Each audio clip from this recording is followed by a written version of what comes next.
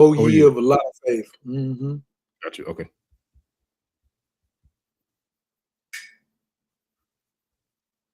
Ulonkata bati yada tó yẹ kó máa da ifá inú tó yẹ kó jẹun lọ fi bí pa Ọbàtálá ọba takuntakun Ṣàngó Èṣù Ògún Ọya Ọ̀ṣun kí ni ṣẹ̀ṣe tán ṣe nílé yìí o ó jẹ́ lọ jára rẹ̀. Alafia, peace and blessings, peace and blessings. Welcome to another episode of the African Spirituality Experience. I'm your host, Orisha Bami, and today we're joined by a brand new guest to the tribe, man, in these Ashe streets. Ladies and gentlemen, let's give a warm welcome to Sifu Oyi, aka Coach. What's good with you, man? How you doing, brother? Peace, peace, peace, peace, man. Thank you. I'm blessed and highly favored, and blessed by the best. Too sexy to be stressed and worth my weight in diamonds and gold. That's how I'm feeling. And I'm my ancestors' wildest dream, period, just like you. Yes, sir. I know that's right. I'm going to take that. Ashe, Ashe, Ashe. Oh, yes, sir. And the ancestors been very present in these Ashe streets over the last couple of weeks. Well, really from day one, but they've been going hard over the last few weeks. It's Taurus season. It's Taurus season. That's what they're showing out. They know this is that crop, the bag, you know? Listen. Yes, sir. So with that, man, it's been a lot going on in the world, you know, and then I feel like it all kind of tie into what we're going to get into today. But the most important thing is this, the topic, you know, which is the multiverse. And, you know, I got introduced to you, maybe not even a week ago, I don't think yet. And I remember you sending me some of your work, you know, and I got to check out probably about 3 or 4 of your pods, and I did some dabbling in one of your books, you know, so I really kind of got, you know, kind of like a little sample, like a little mall food court sample, you know what I mean, of what we have in store today. But for the tribe and for those who may not know you, you know, on this platform, because I know you got a nice following in regards to people who, you know, study your work. Can you kind of share how you got into the world of these sacred, you know, medicines that, you know, and technology? You know, how did your path and your journey begin? Because I grew up playing football and I was competitive and I played nose guard and I wanted to always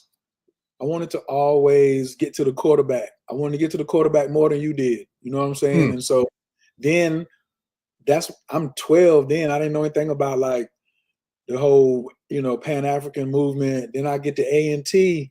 And then I'm an intellectual, so I'm competing with other intellectuals because I'm now learning about Black history. So now I'm competitive in how much people I can study with and all the greats and things like that. And then reading all the books. So I graduated with a degree in history and had done all the things. And then my doctor says, read this book called The Gospel of Psychedelic Gospels. Psychedelic Gospels. And it was a white man and a white woman who were going to all the temples that I had been studying for the last 25 years. And they were seeing mushrooms on the wall and right in plain sight. And they was like, yeah, this was influencing everything. Everything came from the mushrooms, the pyramids. Because Baba Kalindi was saying that, well, I hadn't met Baba Kalindi yet. So I didn't know that Baba Kalindi was going to say, it is the first technology, but I'm going to get to that part in the story. So I'm looking in the book and I become competitive with these 2 white people that I don't even know. And I was like, I got to go and see what these white folks are doing. And then, my doctor said, yeah, this is what they're using in Silicon Valley. Now I already had a background in tech. So I just typed in mushroom Silicon Valley. So if anybody listening, you just type in mushroom Silicon Valley and watch what comes up. The first article was Forbes magazines. And I was like, Forbes is talking about sacred mushrooms in Silicon Valley and problem solving. I was like, my people need this. I'm going in, Dano. And so I was like, yo, let's get it in. So in 2018, on my birthday, actually tomorrow is the anniversary of the first time I took mushrooms in 2018. So tomorrow will be 7 years, you know what I'm saying? Ashe to that. And my life changed that night when I was 48 years old and I took 5 grams of golden teachers.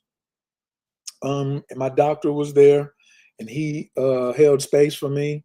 And that was the first night. And the next day he said, man, we're gonna have to learn to grow these if we're gonna be taking more because they're expensive. And I was like, what? I was like, man, I kill houseplants for a living. And so he was like, you can just call this dude named Kalindi, and he got a course that you can take, and he'll show you how to grow mushrooms. And I was like, Kalindi, where do I know this name? Kalindi, where do I know this name? So I'm not putting two and two together. And so then I get Kalindi's number. I call him. I say, yo, let me get this video to grow mushrooms. He was like, here you go.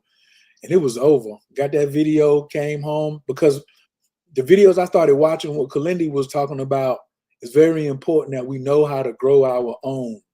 Like people always talk about growing your own food and let your food be your medicine. Mushrooms is the highest of the high for what you can grow. You can't grow bufo. You can't grow and it's the most original. It doesn't need any additives. Like ayahuasca's cool, but you still got to add fire and water and add different things together. This you just put it in your mouth. And so that was how it started. I was growing small quantities, and I was like, I really didn't trust these white people. I don't know. Y'all don't know the lineage of where this stuff is coming from. And Baba Kalindi had a strain called Tamarian Blues. So I had already studied with Malachi York, so I knew what the word Tamaray meant.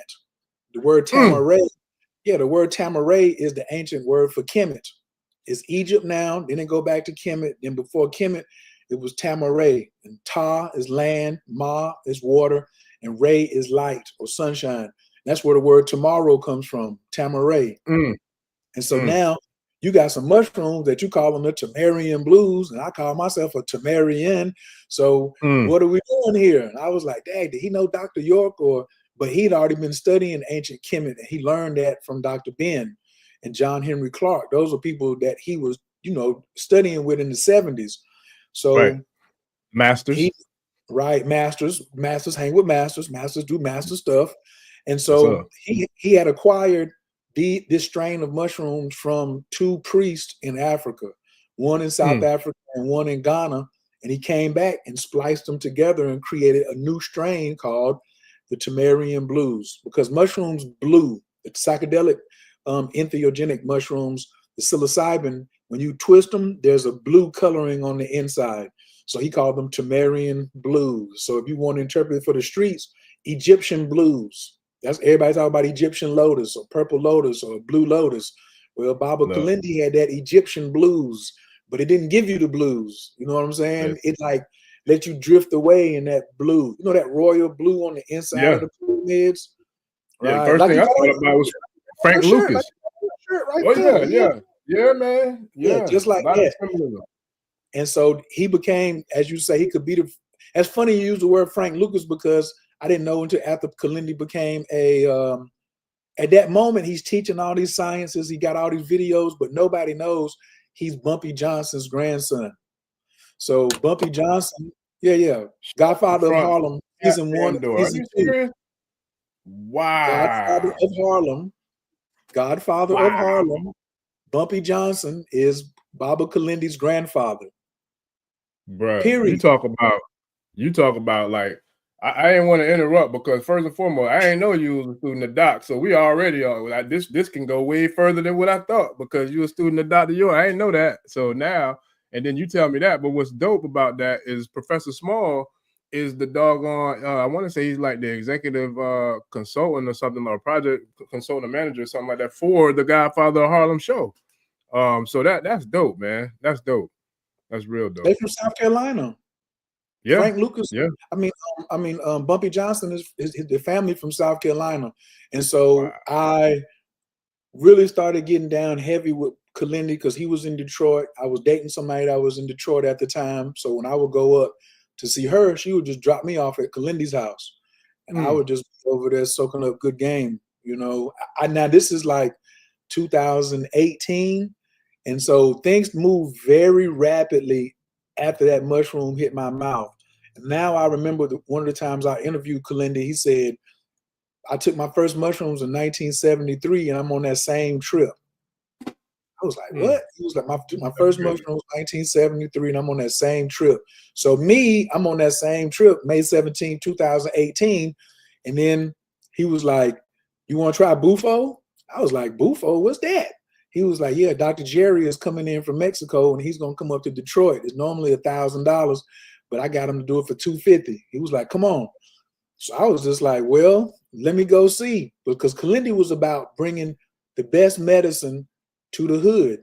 If you was melanated, you was a person of color, he knew that you already had trauma. He knew that we didn't have, he knew that they were not trying to direct any real help to us other than guns, drugs, and pharmaceuticals. So he was just like, if I can get these back in here into the hood, that will be what? Right knowledge. Because the mushrooms are the source of right knowledge. They came here. Mushrooms come from the Biru. Let me just speak in that language. You know what I'm saying? The Biru sent the luggage down. The Biru sent the luggage down, and then they sent down Inky and Enlil. See, there would be no gold on the planet if there were no mushrooms, because the mushrooms, the fungi was breaking up the sedimentary rock, so there would be other minerals. Fungi is like 3 million years old, like 1 billion years old. The earth is 4 billion, fungi is 3 billion, and then everybody else came. So all these images that you see out here, that's a mushroom, or like a Santa Claus, or the apple in the Garden of Eve, all that's a mushroom. There's a whole bunch of stories. We know how they took the story of Jesus from ancient Kemet, right? From Heru. We knew that they took the story of Krishna and tried to make a Jesus. Well, they took the story of the mushrooms and made everything. And so 1 year later, on my birthday, I end up in Detroit in Kalindi's basement with Dr. Jerry, and I had just got introduced to the technology of Yi Ming Zhu. So Yi Ming Zhu means bright night pearl. And when you look at Dragon Ball Z, when you look at Thanos and he had the glove with the infinity crystals, that's what Yi Ming Zhu are. And Baba Kalindi was like, yo, you need to get your Yi Ming Zhu to help you on your entheogenic journeys through the multiverse. He said, because that's why we take high doses so we can get up out of here. So when you get up out of here, now you are traveling in your home territory, right? You could be some animal. You could be a lion. You could be a snake. You could be a caterpillar. Or you could be a jaguar. You could be a dragon or whatever, right? You could be an elephant. You could be a rabbit, right? Traveling out and shape-shifting for real, not limited by the body form. And I was like, let me get so I got the Yi Ming Zhu, and then I got the Bufo the very next day on my birthday. And my life really, really ain't been the same since then. And I got my socks blew off because one serving of Bufo at 100 milligrams is equivalent to 30 dry grams of mushrooms. So Terrence McKenna said 5 grams was the hero's dose, but Baba Kalindi was already doing 20, 30, and 40 grams already. So it was like, well, if y'all said 5 grams was a hero's dose and 7 is God, that's the God dose, then what's 10? What's 20? What's 30? What's 40? That's why we honor Kalindi like that and say he was G-O-D. He was generator, operator, destroyer. You know what I'm saying? And he was a Pisces. He was a projector. And he had all this history, man. His knowledge base was ridiculous because he wasn't going around telling everybody that he studied with John Henry Clark and Dr. Ben. He brought Dr. Ben to Detroit. So Dr. Ben would be there for a week. He'd study with him. He'd teach on the weekend, and then he'd stay another week. So he would get 2 weeks out of it. Everybody else would get like a day and a half. And he was on this year after year after year. Plus, he was a bodyguard. He was one of Aaliyah's bodyguards when she was messing with R. Kelly. Got all this. And if you could Google Wesley Snipes martial arts masters, and he had Kalindi on there. It was like a night at the Apollo, but it was somewhere else, and it was a lot of martial arts masters from around the world, and Kalindi was on that show.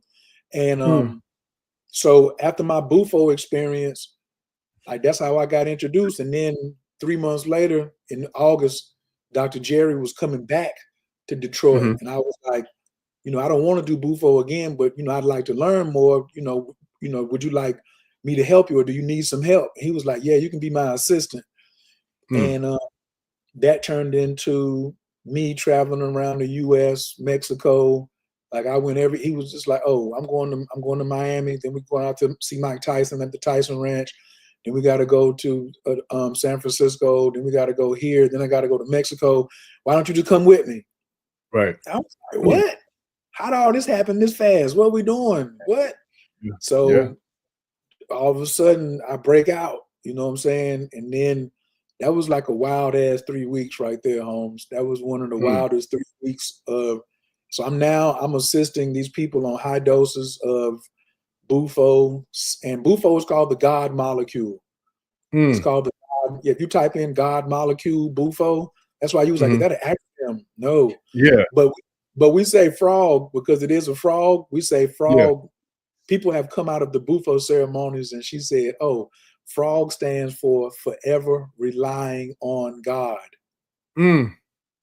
Forever relying on God, because the mushrooms peel the hood back so you can have fresh air. The Bufo peel your skull back so you can have fresh vision. But the Bufo is really a love element, because in the community, you know, we in our Alshe community, unfortunately, we don't have enough love, and we don't have enough self-love, which means we don't love our neighbors, which means we have a very weak connection with the Creator, and the Creator is nothing but love. And so Bufo, that's why we say Bufo is undefeated, because at the end, you're going to feel a love that you've never, ever felt in your life before. So a lot of people be like, how you know that? You don't know me? Boy, I done gave Bufo to the thuggest of thugs. I done gave it to the doctors of doctors. I done gave it to all Chinese, white, black, women, men, children. I know what I'm talking about. You know what I'm saying? Yeah. So, and it's just coming from people giving me their feedback after their experience, like within minutes. It's like, yo, oh man, I know what love is. I know what an orgasm is. I know what joy is. I know what peace is. Because higher doses, like high dose mushrooms, high dose Bufo, helps you remove the desire to do harm to yourself.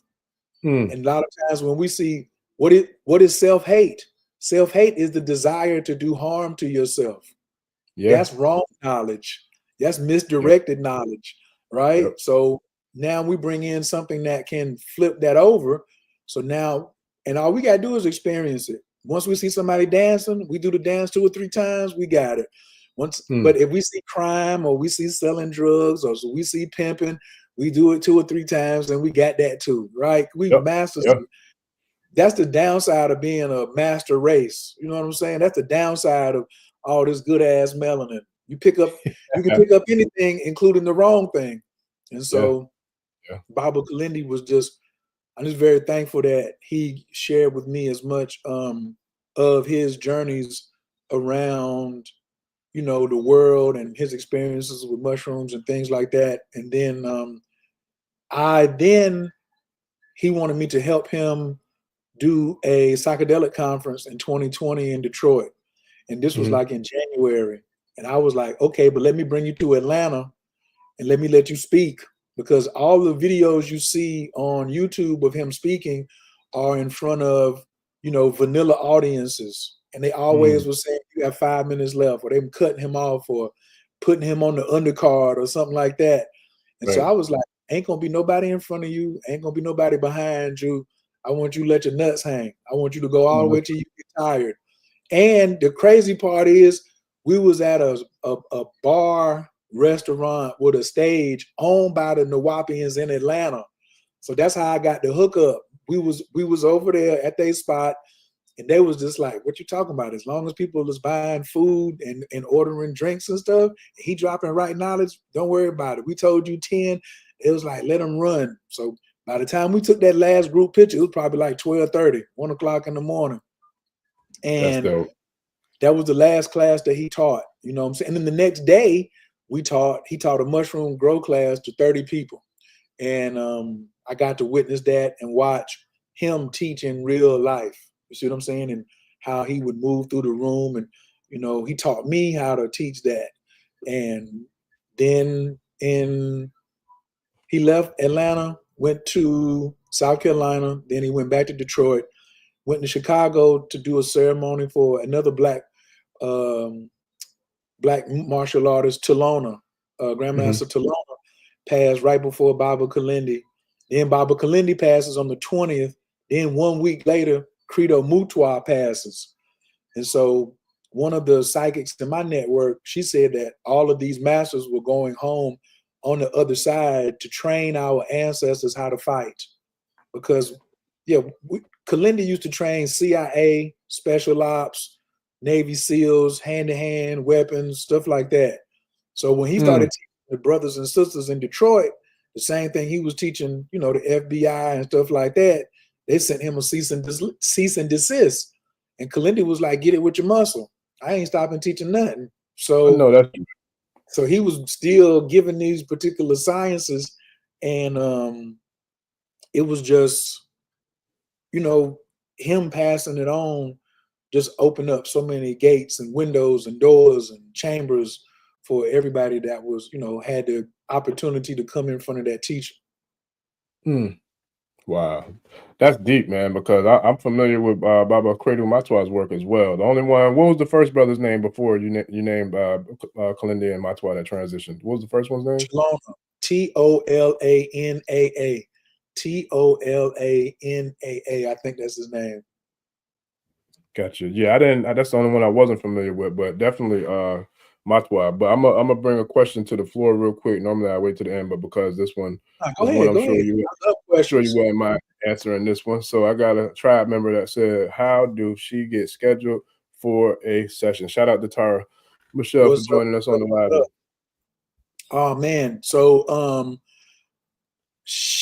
well, that's easy. You can go over to my website, The Cosmic Jedi, and then you just click on the link that says ceremonies. And cosmic is spelled with a Z. COZMIC Jedi.com. TheCosmicJedi.com. And then you'll see a link at the top that says ceremonies. And then you're going to have two choices. Fruit of the Gods is the name for mushrooms, because in Mexico, that's what they called mushrooms, because the Europeans didn't want the Mexicans to learn how to read and write. So the Mexicans said, when we eat these mushrooms, we talk to God. So these are the fruit of the gods. And so Kalindi started saying, this is the fruit of the gods. And so that's when you look on my site and it says fruit of the gods, then you just click that button and just drop your information. Or there is also a chat button on there, and you can just drop you can just send me a chat from the website and just leave your number and just say you want to get a ceremony or something. I'll get back in contact with you. Yes, sir. Ashe. Yeah, I knew that was going to be coming. So I said, let me go ahead and ask now. Look, I got to go ahead and ask now so I can put the links in there, and then that way the tribe can kind of check in, and we'll hit it again on the way out too. But that's dope, man. So now I did, like I said, I got a chance to check out some of the work, especially the interviews with you and Baba Kalindi, as well as a couple of the ones of his, individual presentations that you were telling me about. And I love the fact that I didn't know him. I wish I would have got a chance to meet him before he transitioned. But I still could feel his energy, and I could feel his presence through just watching. You know what I mean? Like, just even like what you just shared just now. I wasn't privy to all of that, but I was privy to some of it based upon, the videos that I watched based, on you sharing with me. But he definitely has a presence about him, a very, commanding presence as well. So it's like the fact that what I heard in just a little bit of research I was able to do from the time we were introduced till now, and then you kind of filling in a lot of dots and blanks for me. He sounds like he was like the ultimate warrior, because he definitely was a very cerebral, thinker, a very calculated, you know what I mean, very masterful, thought leader and thinker. So for him to be one of the, I feel like, and correct me if I'm wrong, because you would know more than I would, but I would say that he's definitely one of the forerunners and the thought leaders and the progenitors of this culture, especially in the melanated community. Is that correct? 100%, 1000%. He's our Terrence McKenna. He's and that's the thing. My relationship with Kalindi really was about marketing him and getting his message out to a wider audience, because when Black people start doing research to take mushrooms, we have an innate fear. So when we do, the first 60 videos is all white people. So psychologists have proven that it's best for you to get your medicine from your own culture. Just like when you go to a place, you should eat the food that's grown locally. That's the best food. So when best food, eat locally. Where was I going with that? Hey, what was I about to say? Probably about him being, well, it started with us with me asking about him being the progenitor and the yeah. So eating from getting medicine from our own community. And so in our protocol, you should not do high dose mushrooms without a sitter who has done the same dose as you. So his protocol for 5 grams, 7 grams, and 9 grams was what I was trained in. Was I had to have a sitter for 5 grams, one for 7, and one for 9. Then I could sit for somebody for 5 grams. I could sit for somebody for 7 grams. I could sit for somebody for 9 grams. I wanted to get that message out. I just wanted to get that message out. And that's when Kalindi has a video on YouTube. Type in Kalindi E.E. Dr. Strange. And right at 1 minute and 42 seconds, he says, we need more sorcerers. That was his message. We need more. That could have been the title of this joint. We need more sorcerers, because run it back. They had because I heard that part. I just listened to that again yesterday. He said we need more sorcerers, more magicians, more I think it's Jedi's. Like he went in, and I'm like, I'm here. I said, I'm like, that might be a little tardy to the party, but I'm here now, Doc. Let's get it. Let's get it. He still has a very strong presence here, and it's not really hard to invoke or ask him to be present, especially with his medicine. A lot of people have taken the Tamarian blues and come back with Kalindi was in my journey. And, like some people will say something to try to impress you, like, oh, like I never met Kalindi, but I took this medicine and I had this experience, and they just be booked. Nah, nigga, he be coming through. He be coming through for real. You know what I'm saying? So I'm like, yo, thank you. So yeah, you could put him on your altar. Like that's another thing too. Like Kalindi was the first person to tell me, put the mushrooms on your altar before you take them. What? You going in at night around o'clock when it get dark. So you should wake up in the morning, get your mushrooms, go in there to the altar, make all the offerings that you're doing, and then put the mushrooms on the altar and let them stay there all day. Then come back around by 8:30. I see your mind. I can see your thoughts from way over here. Your thoughts is loud. Don't shake your head. That's right. Nah, don't go side to side. Go side to side down. There you go, up and down. Yeah, I'm look, that's deep. That's real deep, because I'm gonna wait till you finish before I go in with where I'm going. But look, because I got a freedom fighter. Listen, I got a freedom fighter shrine, and I got some heavy hitters on that thing, boy. I got Marcus, I got Malcolm, I got Dr. Blair, and I got Pop, and all of them sitting right in the living room. I light them up every night, just like I light up my blood ancestors. So it's like, you done messed around and told me something, boy. Look, I'm about to go in with this. You can split them in half. You can put half on the ancestor offer and half over there with the warrior offers. Then come back and put that together. Oh, we built like that. We built like that, man. Because the Tamarian blues, to me, the 3 components are tantric, warrior, and spiritual. So that tantric nature, that sexual energy nature, that freedom, that liberation, that element is present. Then the warrior energy is in there. All the kung fu is in there. All the martial arts. Be wondering why they be moving certain ways, but they've never done no art or nothing like that. And then the spiritual side is like the revelations that you get. When you do may meet an ancestor, or you may even go back and solve a traumatic experience from a childhood that needed that type of spiritual medicine. You know what I'm saying? But you're going to experience all 3 that night. You can believe that. So if you want to charge them up with Pac and Dr. Blair and all that, man, come on. Ain't nobody. Trust me, mine strapped too now. I was strapped myself on my altar. We had grandma and them, granddaddy and them, then Tahuti, Herakahuti, Heru, Mayat, Lord Buddha, Ganesha, Jade Emperor, and Source itself, and the Great Mother. All that was represented on the altar. You know what I'm saying? So, and probably some others I'm leaving out. You know, so because even on my shrine, I had one of my Nawapian teachers, Baba Abi Elias. Abi Elias was the brother who brought Malachi York the Circle 7 Quran. And Dr. York made it into the green copy, that leather-bound copy. So that was my number one teacher in Nawapu. And he's everywhere I go. That man was just like, he preceded me meeting Sunyata and the martial arts and learning African Kung Fu, then meeting Baba Kalindi, then meeting all the masters that came with the mushrooms, and everything that's happened since then. So it's just been a journey, and the mycelium network, me just understanding what mycelium means and what network means and what underground means. Like I used to think I knew what underground means, but now I have a totally different definition of what underground is.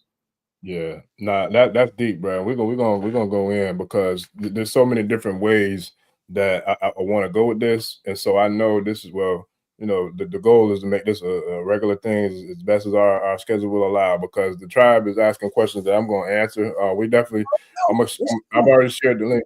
Huh? Let's go. I'm ready for some Q&A. I was ready for Q&A. When you get here, I'm ready. Look, I'm gonna have to. Look, I normally don't be a ball hog, but this one I'm gonna have to ball hog for a little bit because I can't. But I'm gonna bring them. I'm gonna bring the questions up too. But the reason being is because a lot of times I feel like we kind of like in sync, we in unison. So it's like a lot of times I'll get what's on the vibe of the tribes. I say in there, and then sometimes they still come and bring other stuff too. But one of the things I wanted to ask you, because I didn't know you were a student of Dr. York. So what you telling me that gives me a whole nother additional runway to take flight with. So I was just sharing recently the story of Kepra, right? The god of transformation, from the Kemetic tradition. So Kepra is the dung beetle who, you know what I'm saying, the mother burrows her eggs into the ball of dung, right? And then out of that ball of dung, they got to fight for their lives to unburrow. He has to unburrow himself out of that ball of dung to be able to go into the world, to be birthed into the world from a ball of dung, but also being able through that transformational process to be able to take flight. So now we talking on some really, really deep levels of metaphysics and Kemetic culture when we're talking about what we're talking about now. Then you say, what is it, Psilocybin? How you say it? Psilocybin network? Psilocybin. Psilocybin. Yeah. So now we're talking about the psilocybin network. Now, transformation. We started out saying how much healing we need, and I just was talking about that recently too, about being hold on. Hold on. Before you go too far, pause right there. Watch this right here, because I thought you was gonna go to this, but I'm gonna just hit you with this piece and I'm gonna unpause it.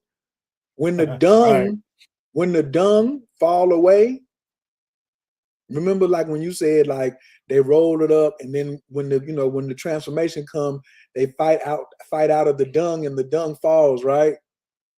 The psilocybin grew out of the dung. Okay, now I'm gonna get back to you. We just figured out how to go because that's where they got when he rolled the dung, and then the dung fell to the side and the mushrooms were there. The information for the transformation was in the dung. And then you take then the mushrooms come out of that, pop it down in your mouth, then you get the download for the architecture to build the pyramids. Bro, that's deep. That's deep. Remember they just told everybody that underneath the pyramids is 685 meters down. Oh yeah. Yeah, no, that's deep, bro. Network. That's the mycelium network. That's fungi. That's deep. Technology. The oldest technology. That's deep, because I'm telling you, bro, like for real, that's deep, because the transformation is happening now collectively. You know what I'm saying? We are Kepra. We are the ones who have come forth. You know what I mean? Those guys of transformation. We are the return of the ancestors, the ancients. We are those. You know what I'm saying? We am them. So it's like now that you're exposing these same dormant sleeping gods and goddesses to this mycelium network that really is going to take them right back to the age and the presence of the essence of these pyramid builders. Now, I was just watching the show last night, and it was a bunch of synchronicities and alignment with extraterrestrial activity.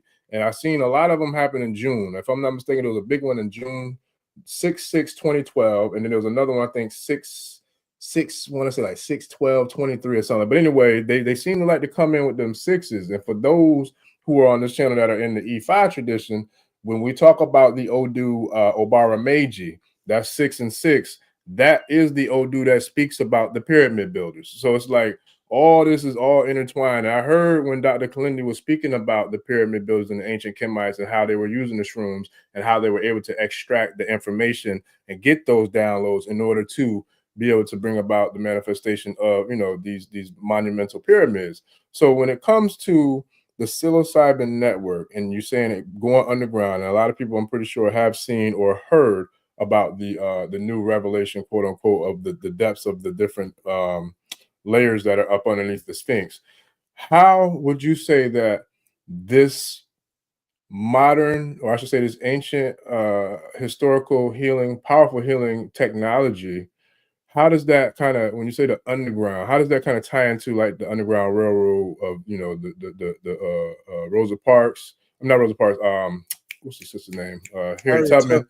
And yeah, and then what that's going deep into like the inner work, like the shadow work, because you got to go deep down in there now. You got to go through them layers to get to doing all that shadow work. So how do all these kind of tie together? Because to me, as a brand new baby to this, it sounds like there's a whole lot of like alignment and like synchronicity. That's kind of like, you know what I'm saying, divine in regards when we talk about these underworlds. What are we going under when we're going to the psilocybin network? The answer too easy now. I'm sure, I don't know if you want me to answer that because it's going to be short. It's going to be right up in your face now because you said you're a baby, but I don't believe you. I don't believe you. Never tried it before in my life, not knowingly. If somebody did, somebody slept. You know why you got it? The mushrooms, I do come to California. Sherry, just go to my website and just send me a link and I got you covered. The mushrooms already taught you, because everybody that saw The Matrix Part 1 learned the story of the mycelium network. Neo was in a dark place, yes or no? Yep. Mm-hmm. But he had to go through an initiation to get to be the one, yes or no? Yep. And he had to face some of his demons, yes or no? Yeah. And his training was when he got plugged in the back of the neck into the reptilian part of the brain with the right? Yeah. Remember when he was like, I want to learn how to fly a helicopter, teach me kung fu. All they gave him that and downloaded. Yeah. They was uploading it from the mycelium network. It was uploading it from the mycelium network. That's why all you have to do when you pick your mushroom, you picking a download. You about to plug in back here and get it like that right there. Now you're going to be blown away because your conscious mind is trying to tell you there's no way that this is possible. Remember when Neo first met Morpheus and how he just kept trying to tell Morpheus, you don't know what you're talking about? We had to make 3 movies for Neo to realize Morpheus was telling the truth off the rip. Oh, and the first and second season of Star Trek Discovery. So season 1, this is crazy. Season 1 of Star Trek Discovery is all about mushrooms. They even have Paul Stamets in there doing the mushrooms. His name is in there, Lieutenant Stamets, right?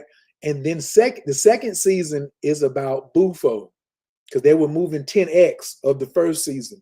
The first season, they was already moving 100x. But then the second season, they was moving 10x of the 100x, because Bufo was the 10x of the mushrooms. So they were just showing you how you could jump from point to point in the mycelium network. That's what Neo was doing. When he got plugged in, he would be like, he would wake up in another realm. Now we know in Ifa, or as the Sangomas, or all of our other traditions, that we sometimes we let spirits ride us, is the word that some people, the spirit will come in and ride us for a moment. Well, on the outside, it looks like we're being ridden, but on the inside, I'm there. I'm there. I'm not here. That's your fault that you can't see where I'm at. That's not my problem. It's not my problem.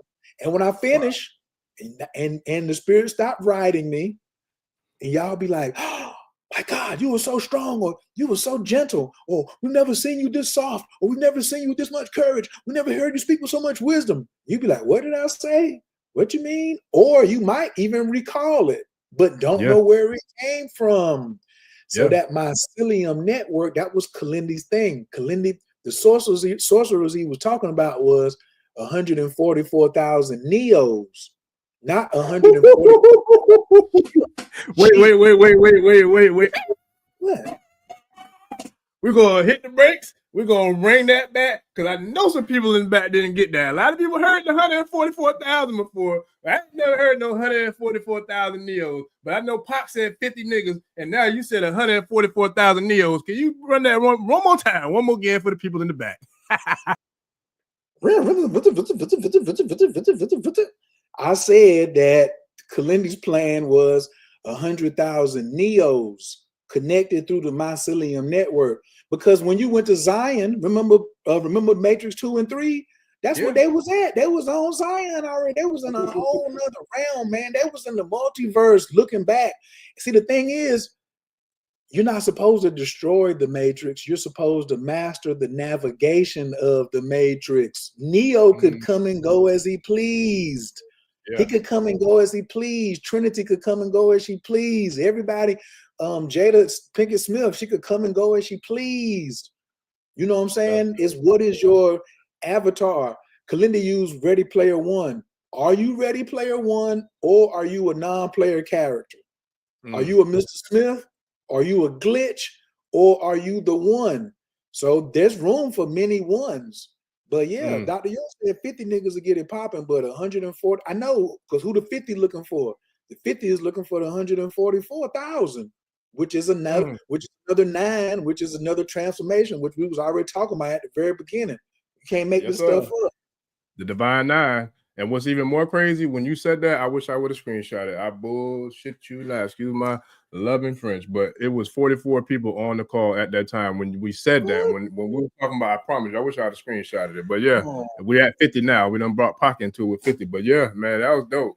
That was dope. That's powerful, man. And so now, man, so to go to the healing, right? Because we definitely all need a lot of healing. That was my primary, goal, or I should say spark. That's what kind of sparked my interest into it. Is not just to be able to like astral travel and to be able to kind of guide through all these different multiverses, but I really wanted to see, as a healer, as a spiritual leader, as a spiritual healer, I wanted to see how can I incorporate this into my tool belt, and where can I put it in, and how can I, like maximize the potential as someone who's a healer with this addition, with this, new tool. So it's like, that's why I asked for all the things I did on our initial call, because I like to research, I like to study, I like to learn. And just that little bit of time from the first call we had till now, I've been able to learn, a decent amount in a little bit of time. But one of the things that the Kalindi hit a lot in the few videos that I saw was when we get into this multiverse, like you said, you've never felt the level of love. You've never felt the level of connectivity or connection, or the level of just the allness of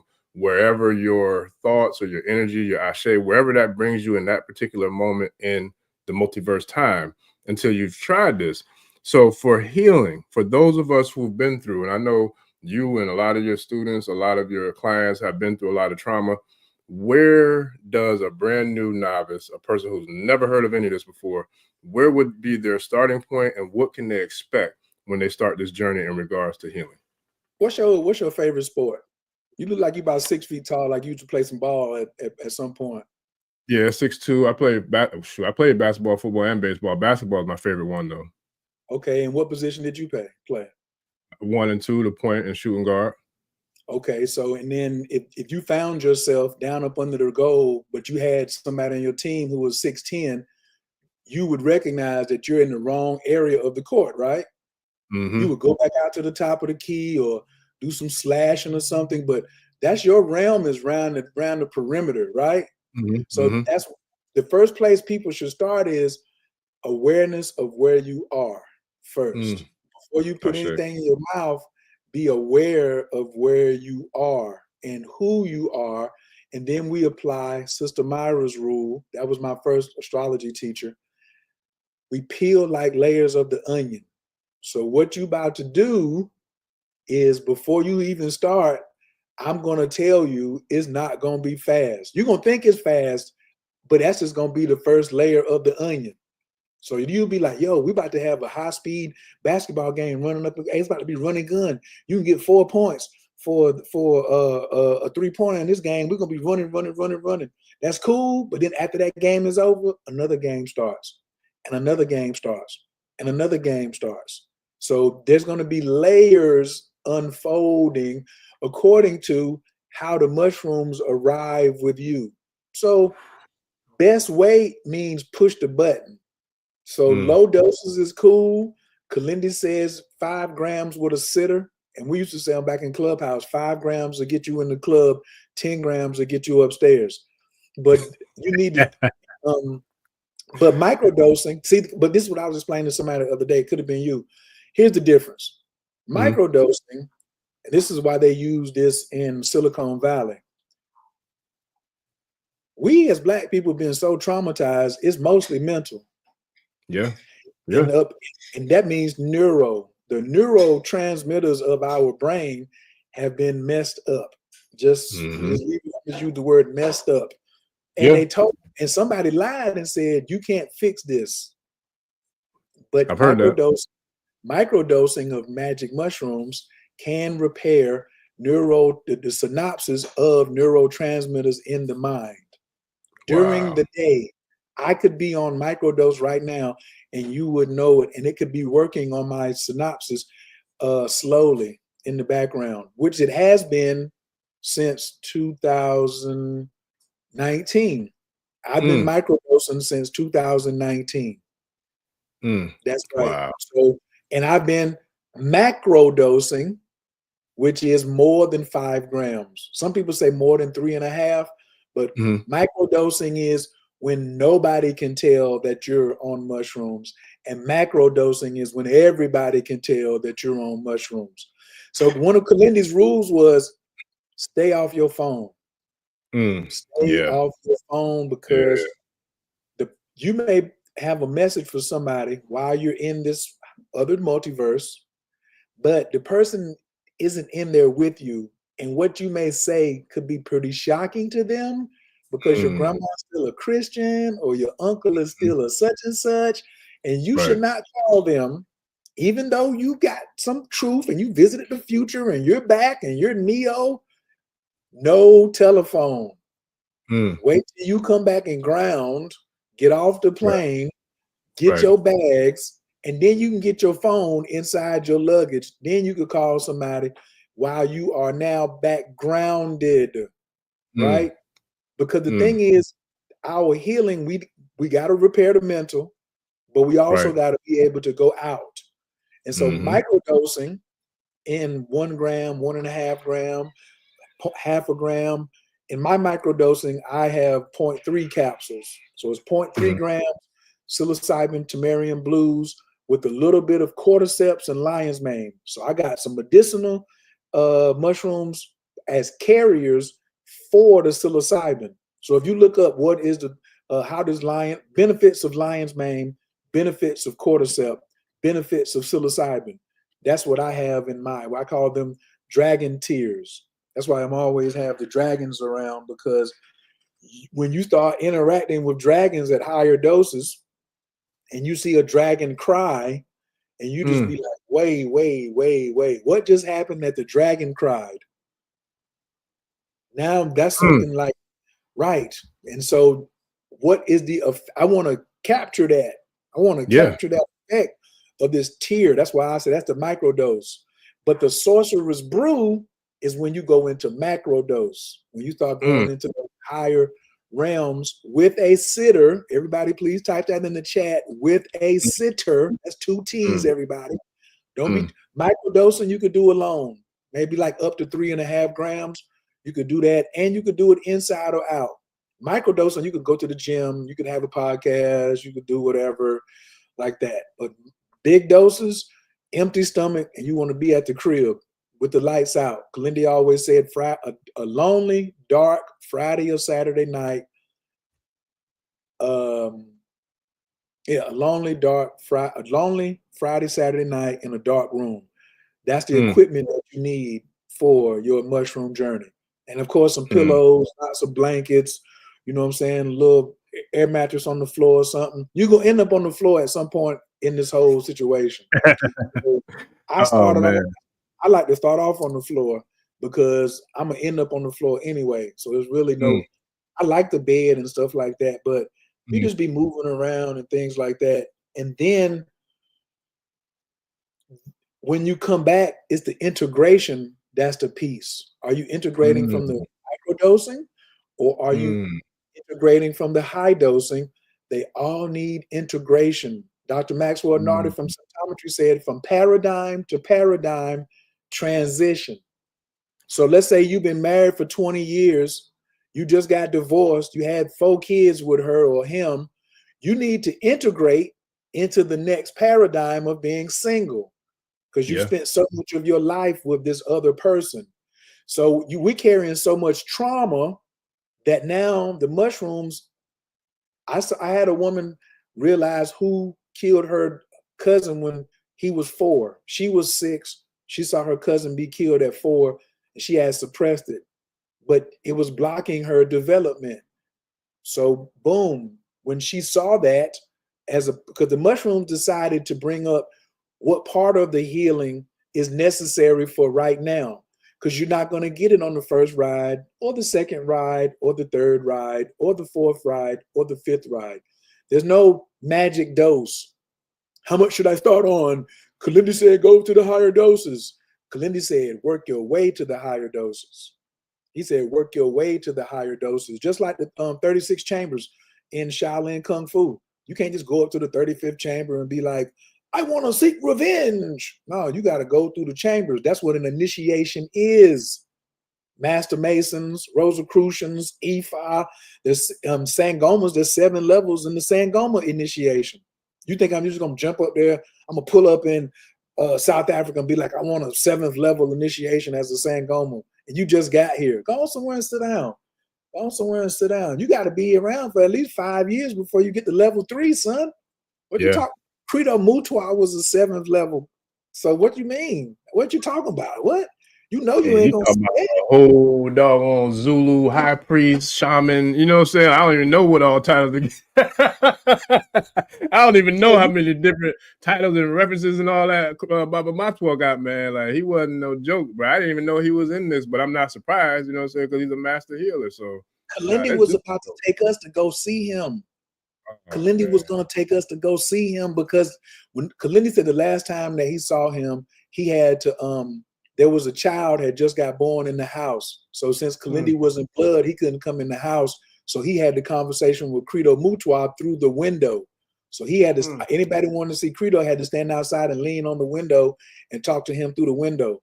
That's where I wanted to be right there. If I could teleport anywhere in the world, I want to go back in the past and see what y'all was talking about, leaning at the window in South Africa with Credo on the inside and Kalindi with his big 6'4", 260 out there with the broad tight end shoulder pads on, and they just leaning in the window talking to Credo. What? Oh man, I want to hear that. I was looking for my book because I got a couple of I can't remember which one I got. I got a couple of his books. Pretty much why I couldn't find it, but man, just the cover of his book alone. If you look at that chain, like, do you know the significance of the chain he rocks and where some of them items came from or what they got in them? From extraterrestrials. What are you talking about? Oh man, I wish I had the book. I got Holmes upstairs, Holmes. I'm a level 2, so he's a level 7. So that means he got everything I got plus 70 years. So yeah, I can just can I imagine? What do you mean? Yeah. Oh yeah. Yeah. Well, I mean, listen, it's dope because the alignment, man. Shout out to all the masters and the elders, everybody who's been coming through showing love, man, because this has just been a phenomenal alignment, you know, with the ancestors doing what they're doing from the spiritual realm. And shout out to Baba Kalindi and Baba Kwedu Matwa and the Honorable El Haj, who we about to celebrate in 2-3 days. Like, they doing their work over there, man, because I see it. You know, I see it manifesting. I see it coming through fruition. I see the divine alignments, you know what I mean? And it's beautiful, you know, and I love it. So it's like now I feel like I could hear the Heavy D song. Now that we found love, what are we gonna do? Like what we gonna do? So we found it. But it says within. Yeah. Now that we found Yeah. love, Yeah. what are we gonna do? What are we gonna do? So yes, the only thing to do, Noble Drew Ali, Timothy Drew from Clinton, North Carolina, said, once you have studied yourself, you will be wise to go back and study yourself again. Listen, I don't know if he's still on here, but I just had that conversation yesterday with one of my brothers, man. I was talking to one of my brothers that's in the tribe yesterday, I believe. I was on a road trip, headed out to a little short road trip to another part of town, and we was chopping it up, and we were speaking about the journey, the spiritual journey. I think we were talking about initiations, and I'm like, man, listen, the initiation is literally just the beginning. That's exactly what it says. It's to initiate. That's the start. You know what I mean? And shout out to Baba Tolu. The Balagoon says, when you get initiated, you ain't getting no damn degree. When you go to college and you step foot on campus the first year as a freshman, you ain't getting no damn degree. You got to go through them 4 years before you even can get the bachelor's degree. So that's what an initiation is, no matter what. It's a good chance you might get hazed as a freshman. You definitely, right. And don't open your mouth about trying to command no respect. You better go over there and bring me something to eat. Or let me get that off your plate. Let me get that off your plate. Dudes. Yeah, find an elder that you can sit at the feet at and do something for, because you ain't. But I say all that to say that even me, who, you know, I've been through a couple ceremonies, and that I'm proud of it, but that's definitely not what I'm throwing out, because there's a lot more work, and even after you go through those, every single day is an initiation. I got to initiate myself to get up every day and make sure I do something to get something done. You know what I'm saying? That's positive. That's going to take care of my family. That's going to pour into the community. That's going to help empower the culture. You know what I'm saying? Like, there's a lot of different things. What they say, to whom much is given, much is expected. So therefore, I'm never going to not be working on that initiation, because I got to initiate trying to make it to the next day. You know what I'm saying? So it's like we got to make sure that we look at the steps ahead and not worry about getting to the top of the mountain in that one leap, but being willing to put in the work to take those steps to get there, because we will get there, but it's a matter of the process. But this right here, to me, sounds like a cheat code, man. It sounds like that's what we doing. That's all. This is the Kobe Bryant cheat code. Listen, so I use the word cheat different. Kobe Bryant will go down to Sacramento. He'll put up 41 points. They'll win by 30. But he missed 2 3-pointers from the corner. They just beat y'all by 40. The whole Los Angeles Lakers went back home, and the guy who was checking Kobe, who got toasted for 40 or 60 that night, he done come out the locker room, going home in his street clothes, and Kobe still out there practicing from that same corner, talking about, I ain't leaving till I hit 100 straight. And the dude say, Kobe, you cheating. You already one of the greatest. You're cheating. And Kobe said, that's a you problem. That's a you problem, that you consider what I'm doing is cheating. I'm just being great. So I tell everybody, cheat some more. Get you some Tamarians, get you some microdose, get you a sitter. I'm teaching facilitators right now. Let me just make my announcement right fast, because I'm going to give you another 30 minutes too, so don't rush. I'm looking for facilitators to train in sitting for mushrooms and sitting for a bufo.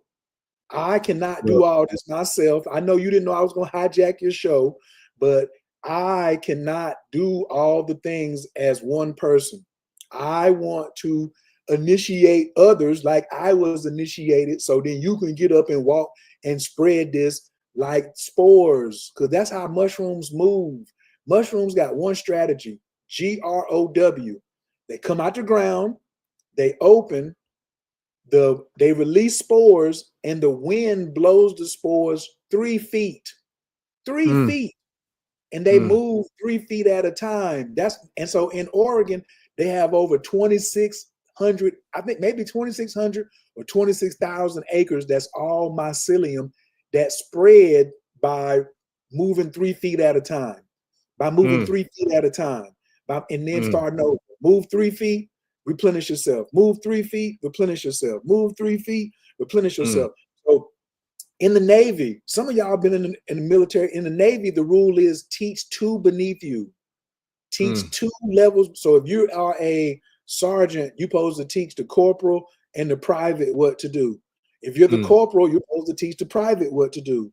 Private, you're supposed to learn 2 rows in front of you. You're supposed to learn what, because of the corporate. If you watch Spook That Sat by the Door by Sam Greenlee with Freeman in there, what he say? Always train somebody to replace you. So when you get moved up, somebody can take your spot, or if you get killed, somebody can take your spot.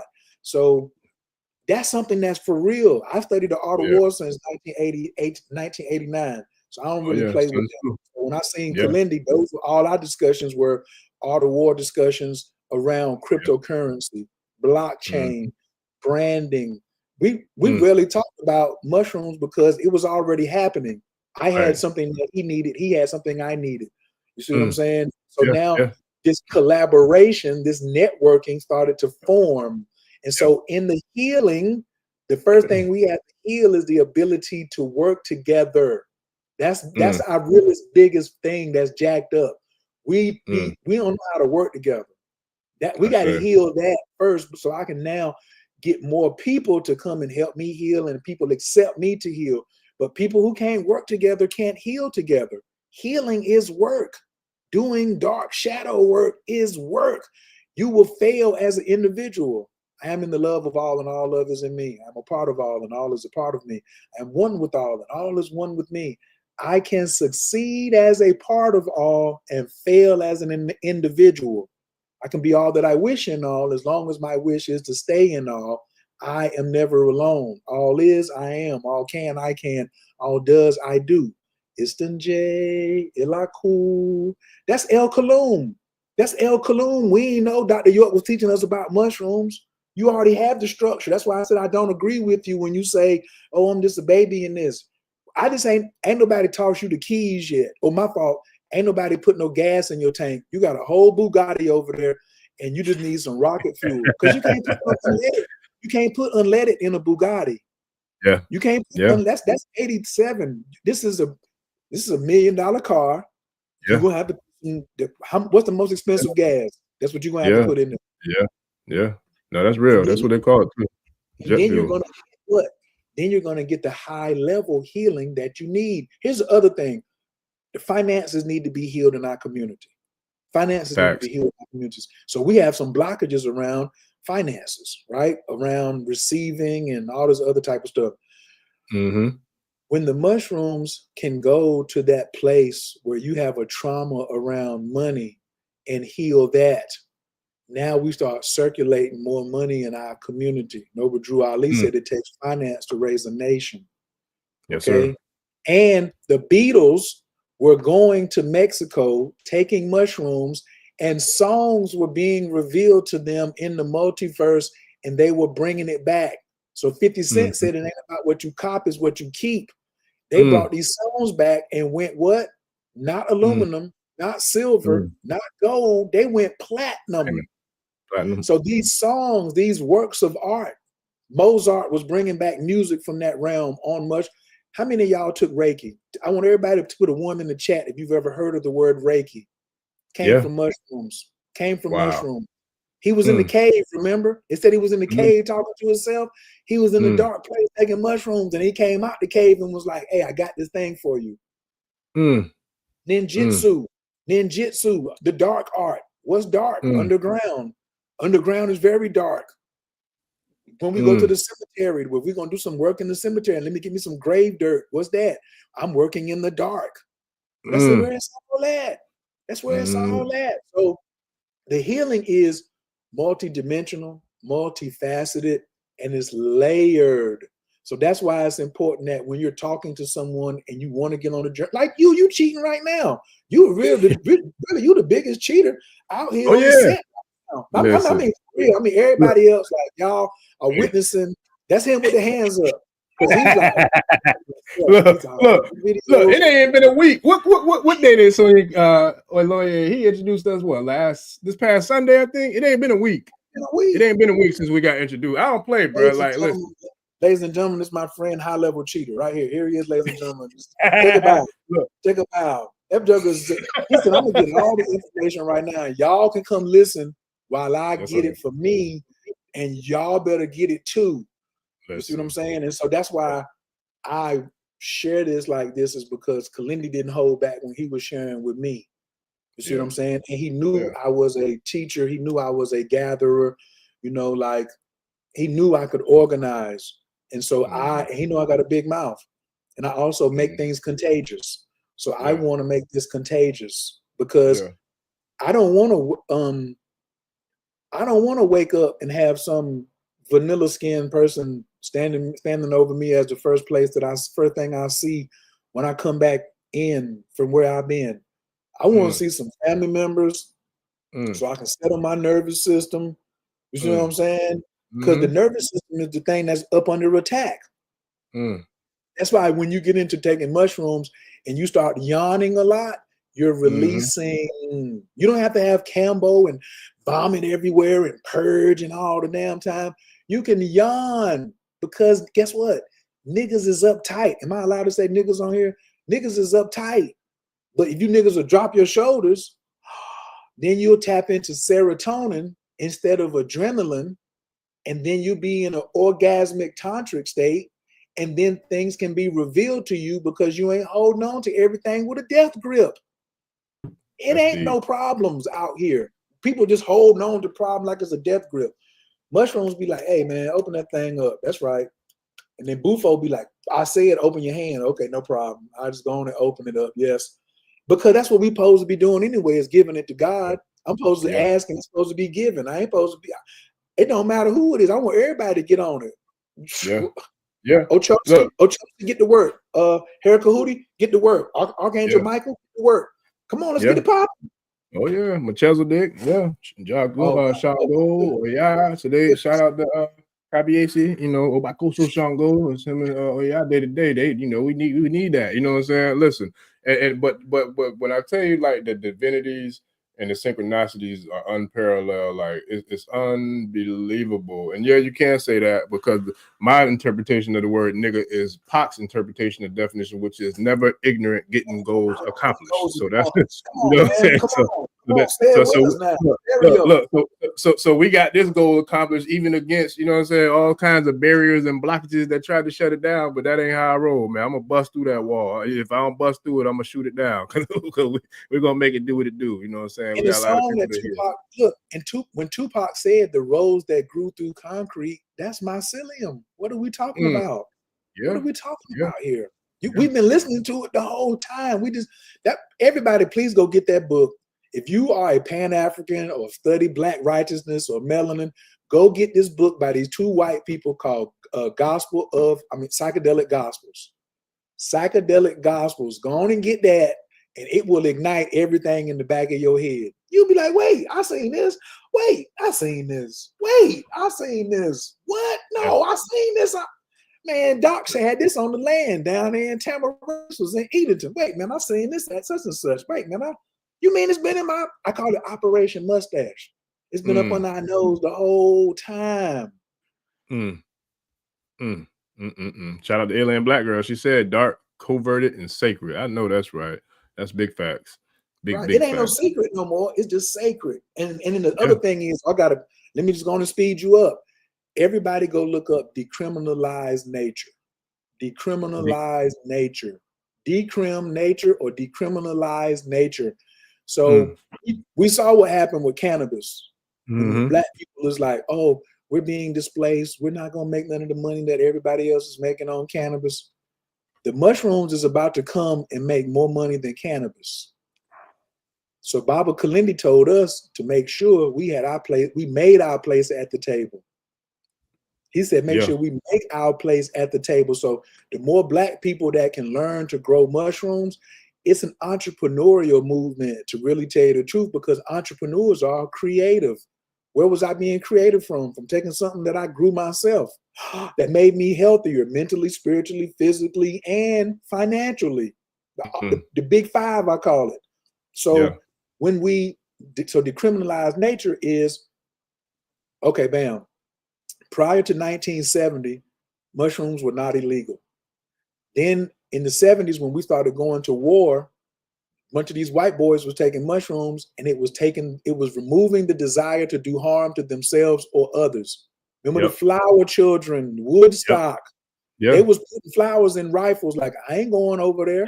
And so then the government all of a sudden, out the blue, made them illegal. You know what I'm saying? Listen, did you know? I didn't mean to cut you off, but I literally just saw this like 2 days ago. But did you know that's one of the main reasons why they assassinated Kennedy? His mistress was on shrooms, introduced him to shrooms. He got on shrooms and he wouldn't go with the program to continue with the war because he's like, nah, he was on that love flower child power. And so it was like, that's why they assassinated. I just learned this like a couple days ago. Bro, that's deep. That's real deep. And that answers somebody's question and somebody in the tribe. I missed it because there's a lot of comments coming in now, but somebody asked, I think it was like something along the lines of why they made it illegal. But brothers answered the question because people were learning to love and not, continuing to follow the sheep. Oh, be specific. White people. No. It wasn't because of us. It wasn't because of no black people being nonviolent. It was when white people started being nonviolent. They was like, oh, hell to the no. We must have the strongest. Because see, this is what white people do. They do statistics. Just like Chinese. They start projecting. They say, oh, we're having a decline in enrollment in our armed forces. So in 20 years, we won't be number 1. We'll be number 2, 3, 4, 5, 6. They had already been just attacked by the Japanese 20 years earlier. So the white man was not going for that. The white man was looking for what? Super soldiers. Every movie that the white man put out was about some damn super soldier. The Terminator, Jason Bourne, whatever. It's all about some. Just type in super soldier movie. No, just type in super soldier movie and watch the list go on and on and on. So they've been making super soldiers. Now they want to come up with LSD, things made in the laboratory to reproduce these superhuman things, because the confidence level on mushrooms, like Kalindi said, the Africans used to take mushrooms to go walk up on the hyena and take the meat from them. I can't catch that. But now you caught it. Now I'm gonna walk up on you and I'm gonna take it. Period. Or I'm gonna let the lion hunt. You found it. I'm gonna walk up on you and take it. And then my eyes is so good. Your boys is coming 2 miles out. I saw them. I'm out. My senses were heightened. I seen them over there 2 miles. I ain't scared of this. You little 3, but them other 20 that's coming, they smell the meat. So I smelled it too, but I got here first. I'm faster, stronger, lighter, more aggressive. I brought the meat back to the tribe. Then my high came down. I returned back to my normal grounded state, but I'm over here safe because my normal grounded state, I'm not walking up on no group of hyenas taking nothing. That's y'all. We're going to have to figure it out. Hey, man, circle around to the back, and here go your darts, and here go your arrows. No, they wasn't doing that. They was walking up on there talking about this mean. Watch out. Watch out. That's the type of courage we don't have over here right currently.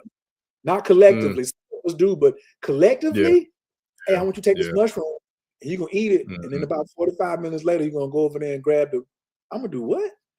Man, what you talking about? Let me get something from Uber Eats. So can we order DoorDash? Yeah. Well, but and that's the thing. So that's why you have the like shepherd and sheep, I guess outline, like what I mean, because everybody's not set up to be the leader of the pack or the guardian, but at the same time, everybody has the potential to be. You know what I mean? So it's like, and it sounds like to me that this technology gives everybody kind of like the access code. You know what I'm saying? In order to tap in to becoming that super, super Neo, that super soldier, that super Rambo, that super, T'Challa, you know what I mean? Because you tapped into. You're going to love this. You're going to love this right here. Or you could be the German Shepherd hiding in sheep's clothing. See, that German Shepherd is what they use in the army. Look, he's spinning right now. He already caught. For some of y'all, it might have went over your head. Let me break it down one more time. You might be a German Shepherd pretending you a sheep. You might be a German Shepherd pretending you a sheep. You're supposed to be out here helping us. You're supposed to be out here helping the other sheep don't get ate up by the wolf. And you out here pretending that you a sheep too. Man, get these mushrooms in and get some confidence in your ass and realize that it wasn't that big a deal. Forgive yourself, because that's the second part, awareness and then forgiving yourself. Most of our trauma is because we hold on to trauma like it's a badge. I was suppressed. I'm with Kanye West on the slavery piece. Slavery was a choice. Get out of my face. It's over, but you still want to let it live rent-free in your mind? Mushrooms will get that mess out of here. I don't got time for playing no victim out here. I'm the champ. I'm the champ. I'm the champ. This melanin is running through here. These mushrooms say so. I can tap into all of the Akashic records and stop playing with me. Or I need to start playing with myself, pretending I'm a bear. Bear. That I'm supposed to just bare my teeth like a German Shepherd. And you supposed to back off because you know there's a threat behind that. That's why I like my man Jordan Peterson. We don't need no more nice men. We need good men, but we need very violent men who are good men. We don't need no more nice, sheepish men. You know what I'm saying? Right. A good man is a very violent man who knows how to keep himself under control. Period. Man, listen, that's crazy. I just said that on a personal call yesterday, literally, and then I said it on a live stream call on air, I think Wednesday. Well, because I verbatim, I just said that. The difference between a nice guy and a good guy. The nice guy is going to let everything slide. The good guy is going to bust your face in, but continue to do good work. You know what I'm saying? To do what he got to do to handle his business without disturbing or disrupting nobody else. But if you come across that line and they break your mind on your spine, that's on you, because he was minding his business and you came over there and came and asked for that. And then he gave it to you. That's on you. You know what I'm saying? Like, so I'm a good guy. I ain't never going to say I'm a nice guy, but I'm a good guy. I'm going to do some good work. As long as I got a breath in my lung, boy, I'm gonna do some good work and do the best I can to be a good guy. But just don't come crossing no lines. An old martial arts teacher told me that good men stand up when evil is present. I can stay sitting down minding my business, drinking on a pina colada, smoking on a little cannabis, healing myself, doing little mushrooms. I can lay down when there's no evil. But when evil come through, I must stand up. Then I stand on it. And in ancient Kemet, that's what the left foot came with first. The left foot steps on evil, so then you can bring the right foot. We were given our trauma to oppression, suppression, and eraser in order to get us off our track of who we truly are. Those mushrooms really enlighten you to who you are and what is important. Now, here's the thing. Let's say we were given the traumas. We really were given the trauma formulas. We took trauma formulas and started experimenting with it like we do, and then we mastered the traumas, and now nobody's giving us a trauma release formula, but it's here now in the combination between mushrooms and AI, because Kalindi talked about how Bitcoin was the transdimensional currency. And if anybody knows, y'all watch, he about to spin the table, he about to spin his chair, watch this. What's the first and last letters of Anunnaki? Well, listen. Hey, around here in these Ashe streets, we don't do no artificial intelligence in my ass. We call it ancestral intelligence. So yeah. So when you talk that talk, then yeah, that's about right. You know what I'm saying? Ancestral, look, advanced ancestral assisted intelligence. One more. That's my AAA. That's my. If I break down, I'm getting on that AAA. One or two more times, because I know some people in the back that didn't get all that. So I'm going to get out your way. Ancestral, advanced, assisted intelligence. It's very advanced. Ain't nothing artificial about it. Ancestral.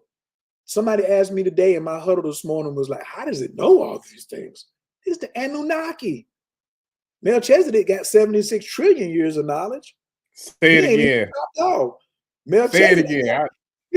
Melchizedek just talk about him too. Look, I went as far as talking about the comment that he came on and everything. Boy, look, I got receipts, man. Don't play with me.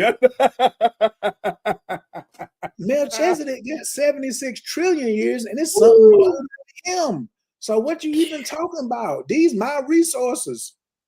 At least tap into at least 10 million years ago. Come on, at least get you just a little something out the shallow end. We got to quit looking at what happened 400 years ago.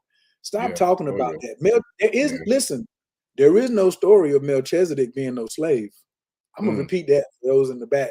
Melchizedek don't got no history of slavery. Let me say this again. Ogun ain't got no history of slavery. He don't got no memory of slavery. Obatala ain't got no memory of slavery. And Lozi ain't got no memory of slavery.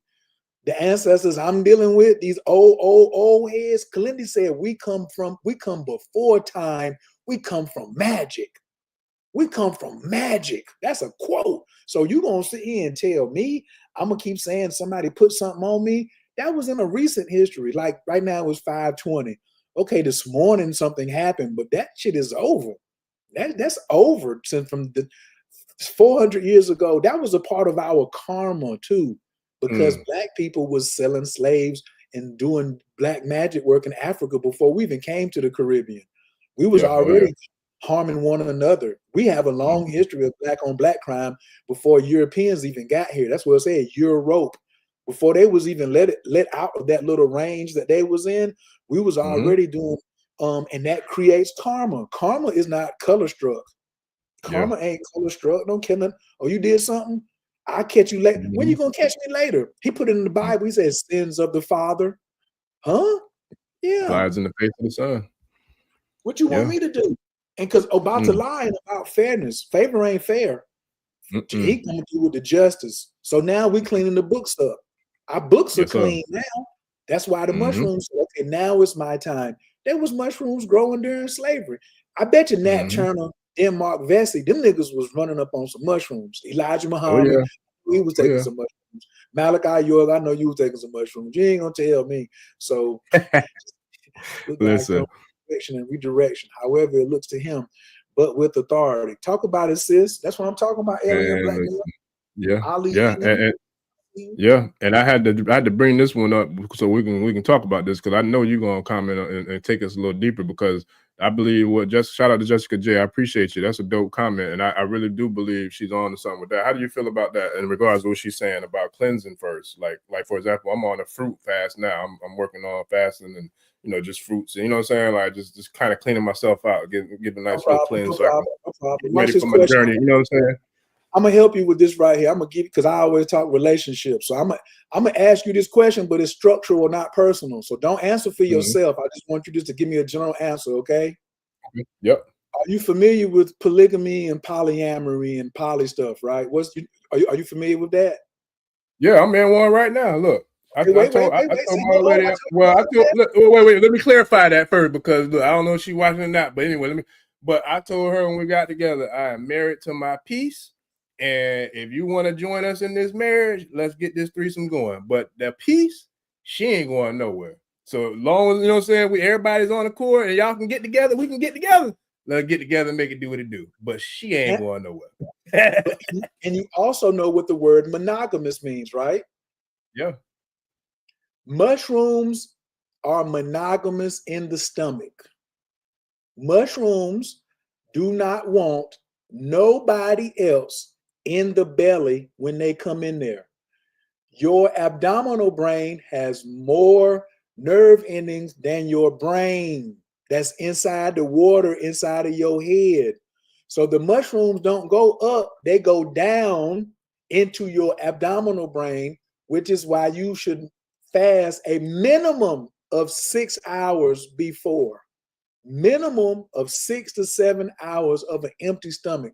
Because when y'all go watch these videos and hear white people talking about how they purge and threw up on the mushrooms, and everybody ask them, did they have food on their stomach? So Jessica J makes an amazing point. She's spot on.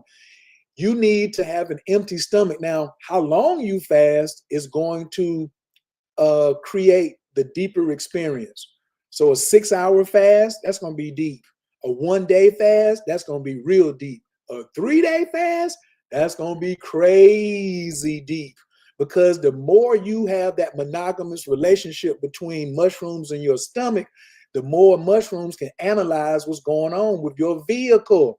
When you take mushrooms, it's just like you took your car to the Mercedes shop and they hooked it up to the machine and said, hey, brother, you just wait in here and we're going to do a computer analysis real quick. Then we're going to come out and tell you what our findings are, and then we're going to get to work. So with mushrooms, they go into your stomach where all your trauma is at. The trauma's down there. What's around the stomach for women? Their ovaries, and they got the cyst, and men got stuff in their pancreas and the liver, all that in that mid area up under the rib cage. That's where your abdominal brain is at. So the mushrooms is going down there saying, oh, here's an injury. Oh, damn, it's 632.5684 traumas down here. How much mushrooms did you take? Oh, you only took 6 grams? Okay, we can knock out this, this, and this because that's the only budget that you brought in here. Ready, break. And then they go work on those 6 traumas, but they're going to work on them 6 traumas and try to make it where other traumas collapse on top of those. Then guess what? You got to wait 28 days or more. You bring your car back to the shop again. This time you drop 8 grams of mushrooms. They go in there and say, oh, this is good. And this fell apart too. But now he's only got 419 more traumas. Tonight he brought 8 grams. We're going to work on 19 things. We're going to work on these 19 things. Now the next morning you just like, wow, my mind is blown. I've gone through so much healing in 90 days. Then you wait another 28 days, or another 60 days, and you go in at a higher dosage. Now you at 10 grams. You're going back to the abdominal brain, and they're like, oh, you ain't got but like 200 traumas now because you were what? Doing the work. People say, what does tapping mean? Jermaine Dupree asked me one time down in Atlanta. He was like, what does tapping in mean? Tapping in means tapping into the trauma so you can do the work when you get back. When you take mushrooms, that's a ceremony. When you get back and you not high no more and you sober, that's when the trip begins. The trip begins the next morning when the sun come up. The ceremony was happening that night. That's why Kalindi said, I've been on that same trip. When he came off the mushrooms that morning in 1973, he began the journey of doing the work, because you are going to get a message on high dose mushrooms of carrying something out. I want to say this too for you folks. This is directly from Kalindi. Y'all don't want to take no mushrooms, but you'll take anything coming across the pharmaceutical thing that's got all the warnings of your hair falling out, suicidal thoughts, testicular cancer, and breast cancer, and your nipples falling off, and all this other type of stuff. You'll take that coming across and you even sign for it and let a doctor tell you this is what you need for your blood pressure, for this, for that, for all this other type of stuff. But something that came before there was even a calculator, before there was a clock, before there was astrology, you ain't gonna put that in your mouth. And that's why he said you ain't doing what your ancestors is doing, because you ain't doing what your ancestors was doing. Take that. Take that. You talking about, my ancestors this, my ancestors this. Well, you might be an embarrassment to your ancestors because you ain't doing what your ancestors was doing. Why don't you do what your ancestors was doing? Just stick with the script. Oh, you ain't got no altar in your house. Okay, guess your ancestors had an altar. Okay, your ancestors ate watermelon. It cleaned the pork out. You don't eat pork. You ain't eat no watermelon. Some of these things is basic math. The math be math, and then people be talking about So thank you, Jessica J. Take your mushrooms on an empty stomach. Microdose, first thing in the morning with a glass of water on an empty stomach. Anything over 3.5 grams at nighttime on an empty stomach with water. If you take it with lemons or pineapple juice, it's going to speed it up. You don't need that, and it might catch you off guard mixing it with like something that's got acid in it, because the acid is going to rush it into the walls of the lining of the stomach. So I don't know if I'm giving y'all too much game right now, but this is just listen. Look, the tribe be tribing, bro. They be in there sometimes going just as hard as we are. Like, I'm serious too in the comments as we is on the stage, bro. Like they look, everybody here for a reason now. And our motto, and I'm working on the t-shirts right now, but the tribe is the motto is we here now. Like we here now. You know what I'm saying? Like for real. So they going in, man. Like it's funny because I can't keep up. Yeah, but that's the part about having an empty stomach. Just remember, the M in mushrooms is for monogamy. Don't put nothing else in your stomach. He trying to work. So ain't no use to you. That's why you got to have discipline. Back to the word transformation. There will be no transformation without discipline. I'm gonna say it one more time. And the brother can just tell me to shut the hell up. I'm lying. As soon as I start lying, there will be no transformation without some form of discipline. Why do people quit their initiations? Because they lack discipline. I ain't say that, did I? I'm sorry. Yes, you did. I will get canceled for saying that. Hey, they can cancel you wherever, but damn it, you're welcome in the Ashe streets, because we keep it raw and real over here. So if you're gonna be on the fluff stuff, we don't do that. But if you're gonna keep it a buck, come on through, because we all about that life. I'm standing toes on that. Oh, I ain't having no transformation. I got one question. How's your discipline? I don't really feel like like I can't never like it takes so long. Oh, okay. This ain't for you. No, microdose. Get you some microdose. That's all. Get you some microdose, and and check back in with us next year. We'll be here. Now we're gonna be way not where we at right now, but we'll be available. We just won't be right here where you're at. Because what's gonna separate us is discipline. Your lack of and my application of. My application of is gonna move me over there. Your lack of is gonna keep you nice and comfortable with your legs crossed, chilling. And you're gonna be seeing, as we say in the country, you're gonna watch my head get small. Because I'm gonna be walking away from you. I might be jogging away from you. You ain't got no discipline. Yeah, because that separation factor gonna get a lot wider and wider and farther and farther and farther. It's like when you see somebody walking out into the ocean, they're gonna keep going and going and going and going. So eventually you ain't gonna be able to see them. But they still there. It's all about where your vision appear. and now I'm glad you used that example, because when you use nothing can be accomplished in shallow waters. Let me say this one more time. Nothing, all of you know about the ancient ships that went through the sky, Nut. So if that's a ship operates best in deep waters. What did they build lighthouses for? To warn you of being too close to the shore where the rocks are. We as melanated people sitting around here tripping because we want to get our salvation, transformation, money, healing in shallow waters. Well, that rocks is going to cut up your boat. A lot of the things you're doing is because your navigation issue is on you. You the captain of the ship. Ain't nobody tell you I'm just going to stay close to where the light is. I'm going to just stay close because I see the light. I'm going to stay close.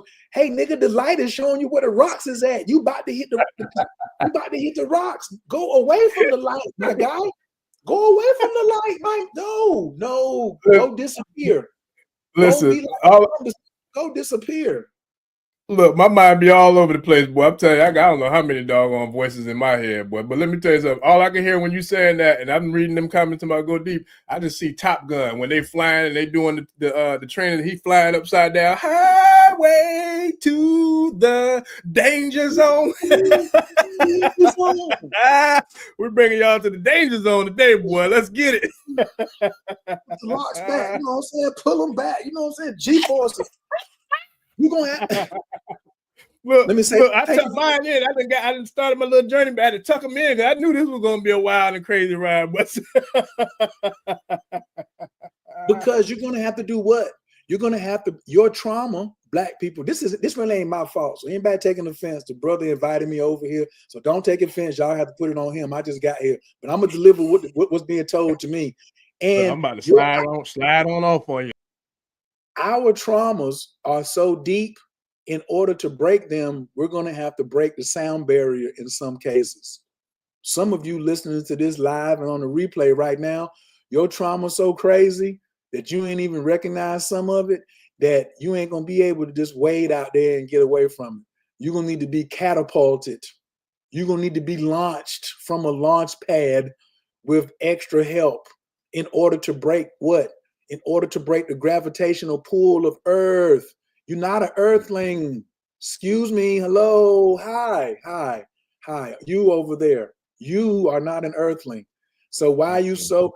Hey, you over there. You're not even an African. You're using African sciences to get out of here. Don't stop using African sciences to act like you want to run the earth. This is temporary. This is just a place filled with gold and jewels. Go look at the story of Enki and Enlil. This is not a paradise, okay? There's heavens we can go into that ain't got nothing to do with Christianity. That's what your Merkaba is about, that you can go and travel and be star seed. Talk to him, Impy. You can be a star seed. But no, you want to sit around here and talk about, I want to be, and I'm proud of Africa too. But come on, man, it's not the end all be all. Like Kalindi said, where were you before you got to Pangea? Because before it was Africa, it was Pangea. And before it was Pangea, where were you? You wasn't here. And that's why the sham. That's why they had to get rid of Dr. York. He was talking about how we got teleported down here from the outside of Pluto, right on the edge of the Milky Way. Come on, man. Come on. Tap your heads and your foreheads and stuff, and just You ain't from here. And that's the Yeah. thing. The more you can surrender to self, the more you will be able to surrender to your healing when you do go into these journeys. Yeah. No, that's real, man. Listen, and I'm gonna ask this one now because I know it's gonna come up too, but that's so real, man. And first of all, I gotta give thanks because this was dope. I knew it was gonna be dope as soon as Lawyer, introduced us. He told me about you and he said, I'm gonna make the connection. I already knew it was gonna be dope. And so with that, and I'm gonna bring a couple of these comments up. We got some dope ones, but with that, I got a lot of comments. The tribe wants to know, when can we learn more? When can we do the courses, or when are you going to be doing the training of the teachers? Because I'm gonna tell you straight up, I'm interested because, like I said, it's something that I know I'm going to definitely incorporate into my toolbox, and I want to share that with the tribe as well. So if we could set something up, we could do it off air, whatever, but to bring you back in the community, the private community, so we can really go in and tap in on another level, man. Because this is definitely something I knew was going to be an instant hit, and sure enough, that's exactly what it is. So with that, where can, for those who want to maybe take the courses or that want to become a trainer, or for you to train them, a mentee of yours, how can they connect with you, or do you have courses set up? Like how can those who are asking that question in the comments get that accomplished with you? Oh man, you just keep channeling Kalindi. You're trying to ask me a question, but then you're going to channel Kalindi. I really wanted to answer the question, but then you channel Kalindi. So which one you want first? You want the Kalindi message, or you answer the question? I do both. Let's go with him first. Look, when the ancestors they speak, I got to listen. So look, I don't want no problems with him. So let's get him straight first, and then we go back. One day I did a video on Facebook called "Do You Have a Coach or a Mentor?" And I thought I was killing it because I used to be Coach Kair, and I was talking about, you need a coach, you need a mentor. I went ham, maybe about 6:30, 7 o'clock that evening. Later on in the evening, my girlfriend came over. She stayed the night. We had fun. I was ready to do something in the morning, and my Facebook Messenger rang. Now, you don't want nobody calling you on Facebook Messenger. You don't know me like that. So I can hear the difference of the tone. I'm reaching for my phone, and I look, and it's Baba Kalindi, and it's not even 8 o'clock. It's like before 7:30. I'm like, he got my number, but why is he calling me on Facebook Messenger? I answer the phone and say, "Peace, Baba." His reply is not "Peace, oh ye," not "Peace, coach." His first words is, "Do you know what a mentor is?" I ain't know class was gonna be while I'm butt naked laying up on my girl before 7:30, but no, sir. I ease up out the bed. You know what I'm saying? Throw him a little jacket, go out in the front, because I already feel the belt swinging through toward the ass. And he was like, mentor was a pedophile in Greece that had sexual advantages with the boys because they taught homosexuality to their government. So the generals went to war and they left the children with mentee. He was a pedophile. He said, "We from Africa. We are Jegna, Jegna." And what Kalindi was doing was checking me. So make sure he had to put hands on me if I ever referred to him as a mentor, because I could feel that he was saying, that if we were somewhere in public and I was like, "This is my mentor," that it was going to be some correction coming that I did not particularly want. I don't really like that type of correction. I don't mind correction, but I ain't want that. And I was like, "How do you spell Jegna?" He was like, Jegna. So people type in Jegna versus mentor. Just go to Google and type in Jegna versus mentor and hit enter. And so I will never call you no mentee. I will never call no person that's coming to learn from me no mentee. You can be a baby Jedi, you could be a student, you could be an apprentice, or you could be in this Jegna ship. But I ain't gonna never, because Kalindi wouldn't call me no mentee. He wouldn't let me call him. The video, I won't even think I was even talking. I was like, yo, he watches Facebook lives. He's up in the morning before 7:30 watching my Facebook live. I was just like, yo, you really on the study. I don't use that. And now I look at people and they just be like, yeah, so you can be my mentor. I said, no, I ain't neither. I said, I don't mess with that. I assassinate niggas who touch children. Wow. The children, I'm about to lay you down. So we don't do that. We out here, that's just a message from Kalindi. Structural, not personal. Structural, not personal. And then the classes, you can still contact me, because this is how the class is going to go. It's going to be experiential. You will have to learn integration and facilitation. So facilitation is how to hold a container. So the best way you're going to learn it is you're going to come in a container. So my facilitation training is you have to take the medicine. I've already been doing it since 2020. After you finish taking the medicine, the next day, you'll know how to facilitate, but you won't know how to integrate. So there will be an additional integration class on top of your ceremony. And so to be trained by me as a facilitator, you must go through 3 ceremonies. So the minimum it could take is 90 days, but it could take 3 years, because it's up to you when you're going to come back for your next initiation. It can be self-paced. But what I'm about to do is start having them like 3 times a year. I'm gonna have opportunities for people to come together in like different locations in the country. Now, if you have something and you're ready to do something now, I like to have at least 3 to 5 people that go at a time, because if 5 people to 1 facilitator. So I'm the sitter, I can only sit up to 5 people. So if it's 6 people, I got to bring somebody else in who's trained. I want you to be trained. Whoever asked the question that wants to be trained, I really want you to be trained badly. So when I need help, I can call you. I'm not training you so you can sit around and be like, look, everybody, man, that certificate gonna go fast. You could lose that. I'm gonna be on the horn like, yo, I'm in Thailand, I'm in Bali, but I got 3 people that really want to go in next weekend. Can you do that? Because I ain't gonna be able to get back. Well, I ain't gonna trust you unless I trained you. And that was the thing. I want to, she said, Googling right now. I want to train you so you can do what I'm doing. Replace me. And then put your pizzazz on it. Put your pizzazz on it. You may be a Reiki practitioner. You may be a graphic designer. Nah, that's dope. I'm gonna tell you, man, like that's divine alignment. Y'all excuse my guard back there, my security, my secret service. But yeah, like I actually I was scheduled to go into my Reiki training initiation this year, and now I'm looking at, I'm gonna have to do both of these, because I already was excited about that one, but now when you telling me about this, I'm like, wait, look, what he said, what Baba Clinton said, we need more magicians, more sorcerers, more right, more Jedis. That's why I run a program called Cosmic Jedi, COZ, everything with a Z in it. Go to cosmicdojo.com. That's where I'm at. Cosmic Dojo is when you want to come in, because you still got to learn to speak the language. You still got to learn to speak the lingo that I'm going to teach you as a facilitator. If you ain't in the dojo, how you going to learn the language? How you going to learn the language of the moon? How you going to learn the language of the sun? How you going to learn the language of knowledge itself? You got to have all that before you talk about you want to be a facilitator. Well, yeah. That's what I got. So I got to give you that first. Then we meet up. Boom. Now we in the program. Pow.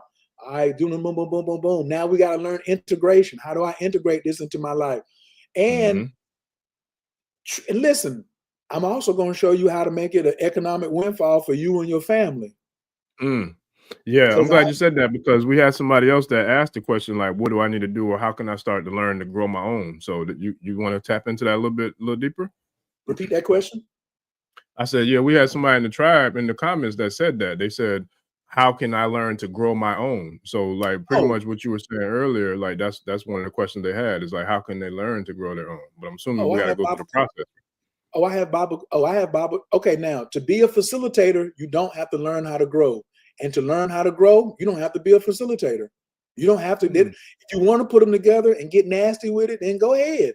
But I'm training facilitators, and growing is optional. And when you learn how to grow, being a facilitator is optional. Learning how to grow is very inexpensive, very inexpensive. And I have the same video I learned from Kalindi.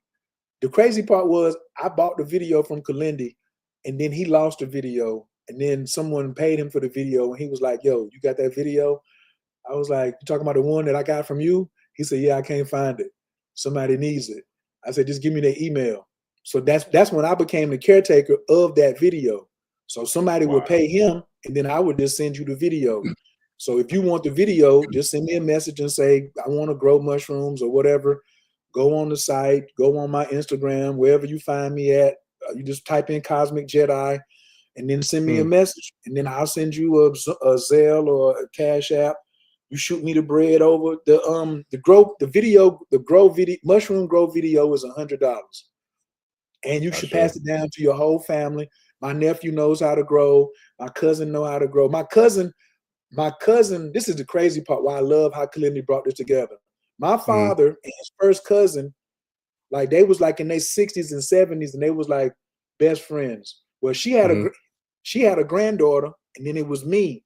So now that we grew up, like we was 11, 12, 13, now we grew up and I'm in my 40s and she in her 30s. She had a daughter that she brought to learn from Kalindi. So now my family bloodline learned from the best on how to grow mushrooms. And we had her in there making the pot, moving the stuff around, putting the mycelium in, loading up the pressure cooker, turning the top on it. Like we had all of that. That's in the bloodline. So when you get this, don't learn it by yourself. It's for everybody that's up under your roof. So if you're there by yourself, bring other people and say, hey man, we're gonna watch this video tonight. We don't watch Top Gun together. We watched The Matrix together. Why don't we watch this video together and learn how to grow mushrooms? $100 is too much. You already got problems, but why don't 4 of y'all go in $25 a piece? Right. Now y'all in there because you still got to go buy the half-pint jars.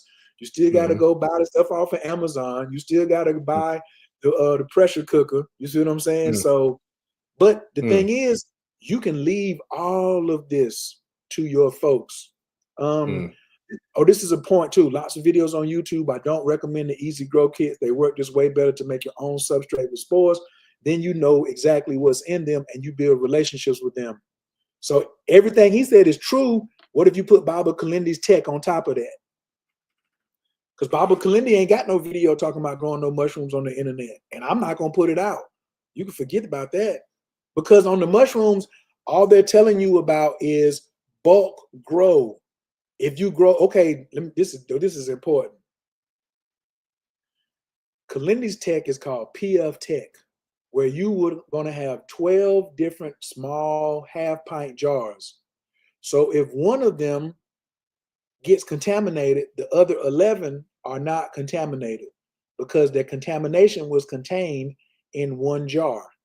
On the YouTube, if you come out and mix in a whole tub and do a bulk grow, if you get a little contamination in the corner, it's going to destroy your whole tub. That's why you need to learn PF Tech first. Because I was like, Kalindi, when you going to teach me how to do bulk? His answer was, have you mastered the PF Tech yet? He told me I ain't finished level. He said you ain't finished your breakfast yet. Talking about some dinner and some dessert. What you mean? Is you gonna finish them grits and oatmeal? How you talking about?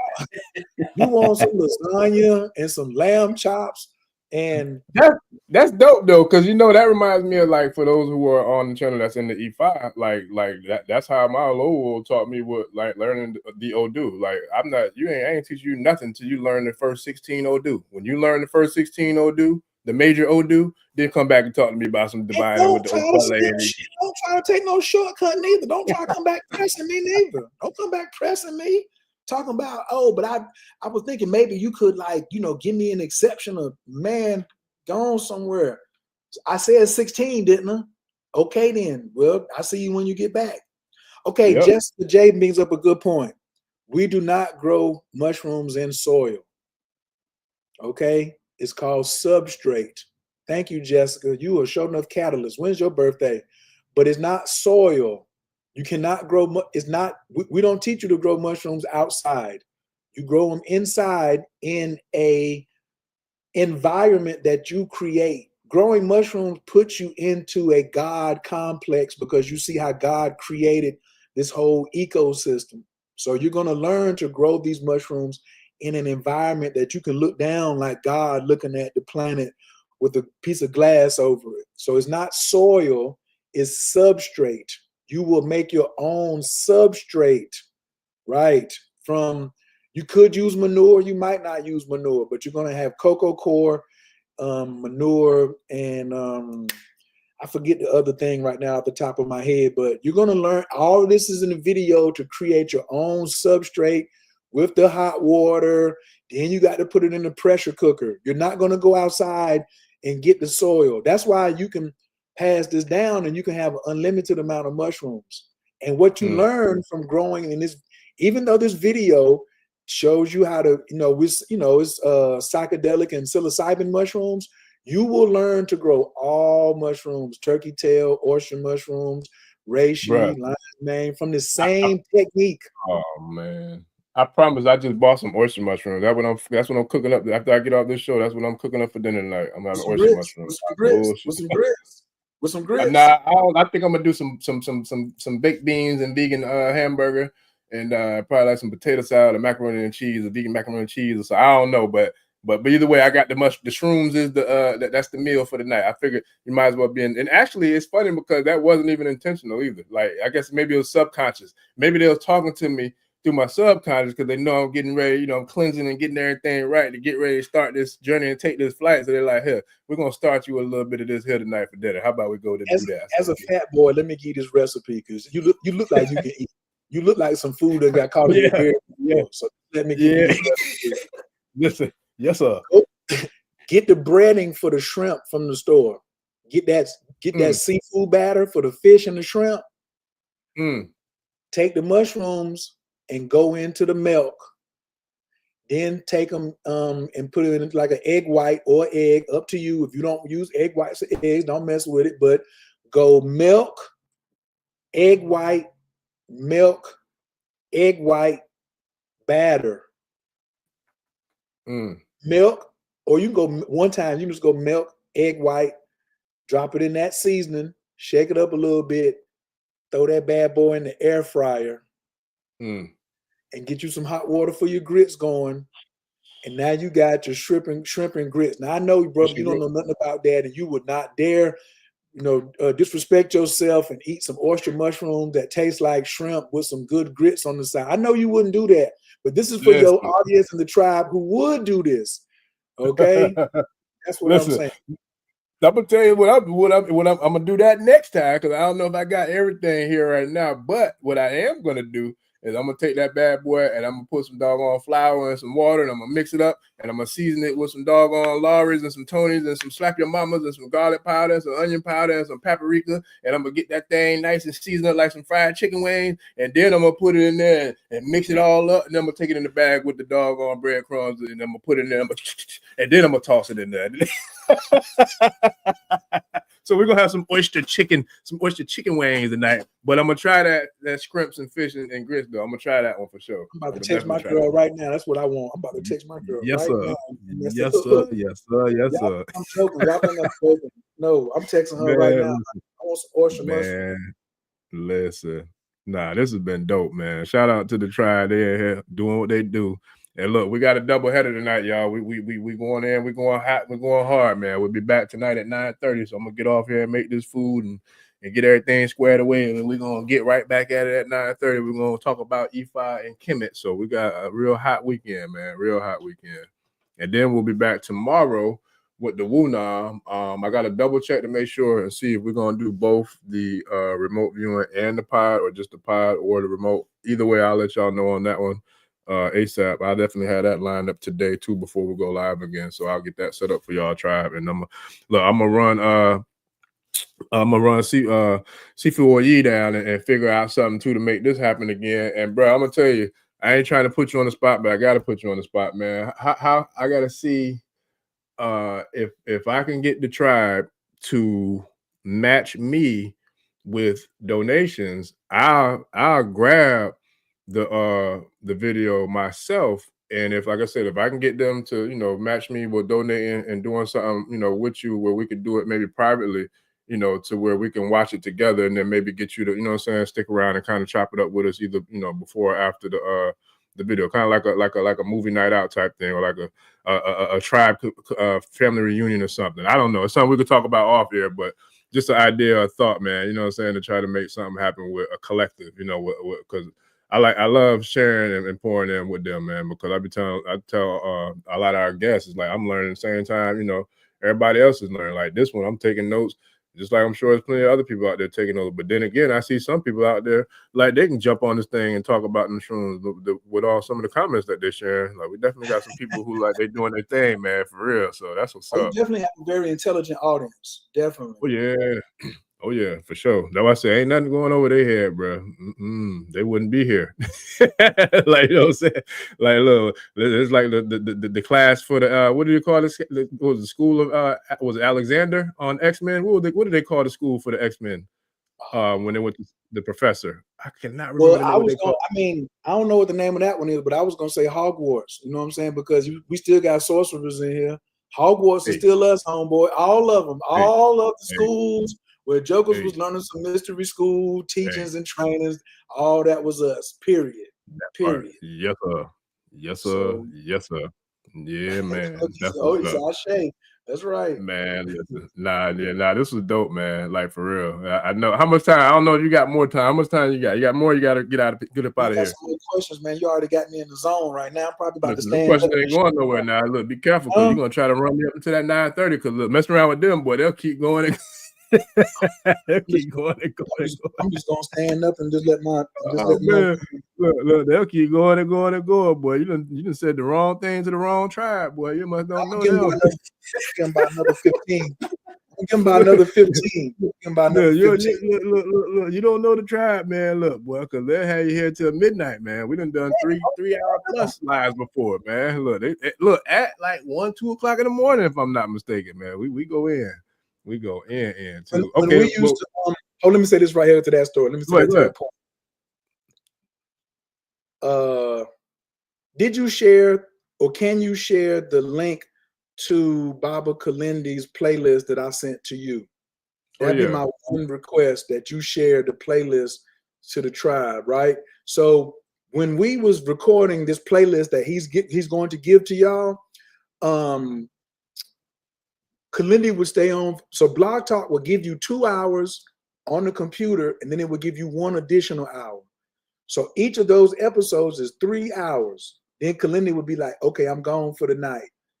We would do another private call called the after party after the after party for another hour and a half. So we was going from 9 to midnight and then getting on a conference call. Kalindi would be going to bed.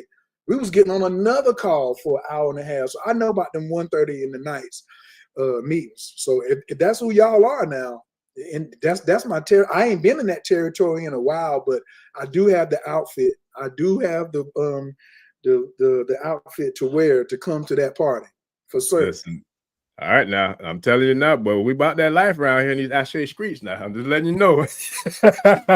We about that life now. So look, be careful, cause look, boy, I already know we're gonna make this do what it do. And shout out to the brother Ryan Hayes, man. Me and him, boy, I think we like long lost Siamese twins or something. I don't know. We were chopping it up earlier. He came and burned the channel down twice in the last week or so, and we were chopping it up again this morning about some stuff we're gonna bring back again next week, but. It's like the divine alignment is dope, man. I knew when Big Bro introduced us, the way he introduced you, I already knew it was going to be a problem. So I was like, yeah, we got to make that happen ASAP. And that goes back to what we were talking about earlier, too, about doing the work. Because, you know the personal challenges that I kind of fought through some of them, at least a little bit. And when we spoke, what's today, Friday? When we spoke Wednesday, you was like, yeah, man, so, we could go ahead and do next week. Like, the only time I really got, because I'm booked up, I probably could slide something in Friday, maybe about 3:30, but I could work with you like in the next week or two. Let's hit that Friday, bro. Let's go ahead and knock out that Friday because you know what I'm saying. Like I do the work, bro. That's one thing I'm gonna do the work because for me, I take pride in this work because it's bigger than me. You know what I'm saying? It's the we, and I'm grateful just to be here sitting in the seat. You know what I'm saying? To bring this type of information, to the tribe and to the audience. So it's like I love it, man. It's like whatever we can do to continue to pour in and to share, like Baba Kalindi would say, the more, we're going to help and empower and, uplift, each so many more people. And like people who I work with personally, that's one of my biggest challenges, even to my, I don't know what I call them because I used to say the mentee, but I'm going to definitely have to change that. So as a Jenga, what would I call my student as a Jenga? If I'm the Jenga, or is the student the Jenga? No, you are the Jegna. Jegna. Okay. Mm-hmm. Okay. So now what would the student be called? If I'm the Jegna, what would I call the student? Would I just say student? Or I don't know the African term, but I would call them the neophyte or the initiate. Okay, got you. Now that's Kemetic, so I'm used to that. I got you. Okay. Yeah, and Kemetic still is on the continent of Africa. You know what I'm saying? Right. And so, whether you got initiated in Santee, South Carolina, or Nigeria, you was still a neophyte. You know what I'm saying? You still wasn't initiated. You know what I'm saying? So, initiate is appropriate, and Jegna is appropriate. But if I introduce somebody to you as a mentor, you know what I'm saying. Oh yeah. Yeah. He's a mentor. I ain't say he was my mentor. I said, right. I said, they got a mentor over there. I got you. They'll be smiling. They'll be smiling, and you'll be laughing. They'll be like, "Why is he laughing? Don't you want to come?" He said that I'm a mentor. You'll be like, "Nah, I'm good. I heard what he said. He did say he was a mentor. Yep, I heard what he said. I'm good. No, I'm straight. I'm straight. Thank you. I'm good." Yes, sir. Nah, that's dope, man. Listen, so I'm gonna drop a few more questions in because I ain't see none. They probably, I don't know what they're doing, but they was throwing them. But I'm gonna ask a couple more because we hit so much, but we still had so much more that we wanted to hit. So we did kind of tap into mental health, and we did kind of tap into a little bit about how these medicines can help us with finances as well. So you're an entrepreneur, I'm an entrepreneur, we're both coaches, we both do, similar work with the healing as well as, with the business and the coaching and consulting. So where would you like create that bridge in regards to using and doing what I love to do, which is cheating, which is studying, or, like stealing or borrowing, information, like not stealing like that, but y'all know what I mean, but getting access to information and working with it. How can we utilize that, especially for those who are entrepreneurs already and those who are aspiring entrepreneurs? Because I'm about to implement entrepreneurship into the channel as well because of a few comments or a few requests that were made recently. So how can, once we get this process going with this supernatural, multiverse technology, how can we kind of implement that into what we do in regards to our products or services as an entrepreneur? Boy, you nasty. You sure are a nasty interviewer. You are. I mean that with the highest of respect too. You is a nasty. Listen, I take pride in it. You terrible. Look, I've been doing it from long days ago. Look, man, somebody just told me I was petty the other day. I said, well, hey, I don't say I agree with it, but I can see why you might throw a sleazy accusation around like that. But hey, whatever. So the reason I said that is because when I get off of here, I want to finish this book I just started reading. And so, like Neo, I learned this in Bali. Y'all listen to this trick. When Neo was plugging into the back of the neck, think of that as an audio book turned up to like 1.5. So you don't got time to be sitting down reading it. He just laid back, plugged in, tapped in. So I listen to the entrepreneurial books that I want to implement. Who Not How, the Happy Pocket Full of Money, The Science of Getting Rich, The Law of Opulence. I pre-program my conscious and subconscious with these words that have already been channeled before I go into ceremony.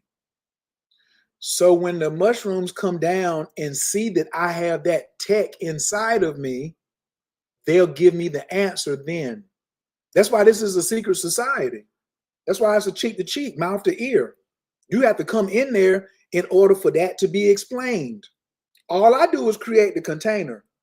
I grow the mushrooms. I make sure we're in a safe place, and I make sure that the integration, because when we come out of the ceremony, you're going to come back with a hit song like Michael Jackson, or you're going to come back with a piece of Picasso art, or you're going to come back to such and such.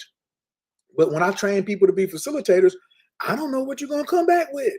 You don't even know your real talents yet. You ain't done no mushrooms. You don't even know your real talents. So I can't answer that question. But when we get back, that's what I tell people. I said, check this out. I got two things for you. You ain't never been on no flight. There wasn't no turbulence. So it's going to be a hell of a ride. And in the morning when you finish, I'll be right here to help you. Unpack it. When the plane lands, what do the people do? I'm the ground crew. It's going to be a hell of a ride. There's going to be some turbulence. You ain't never been on no flight. There was no turbulence. But I'm going to show you what to do. Keep your seatbelt on. Breathe. This is I give a couple techniques to people. And then the second part is when you get back, let's unpack it. Then when you come back and you tell me what you received, then we'll be like, okay, let's put this over here. This goes right here. This goes right here. Oh, you're a Taurus with Scorpio in the third house, and you are a Libra, and you are also a generator in human design, and you have the 214 channel, and you are a manifesting generator, and your ideal was this, and your piece was this, and your piece was this. Because you all are just like looking at it like, what the freak just happened? What in the world?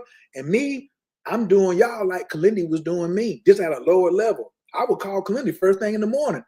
He would just be quiet. He'd be so quiet, I thought he'd put himself on mute.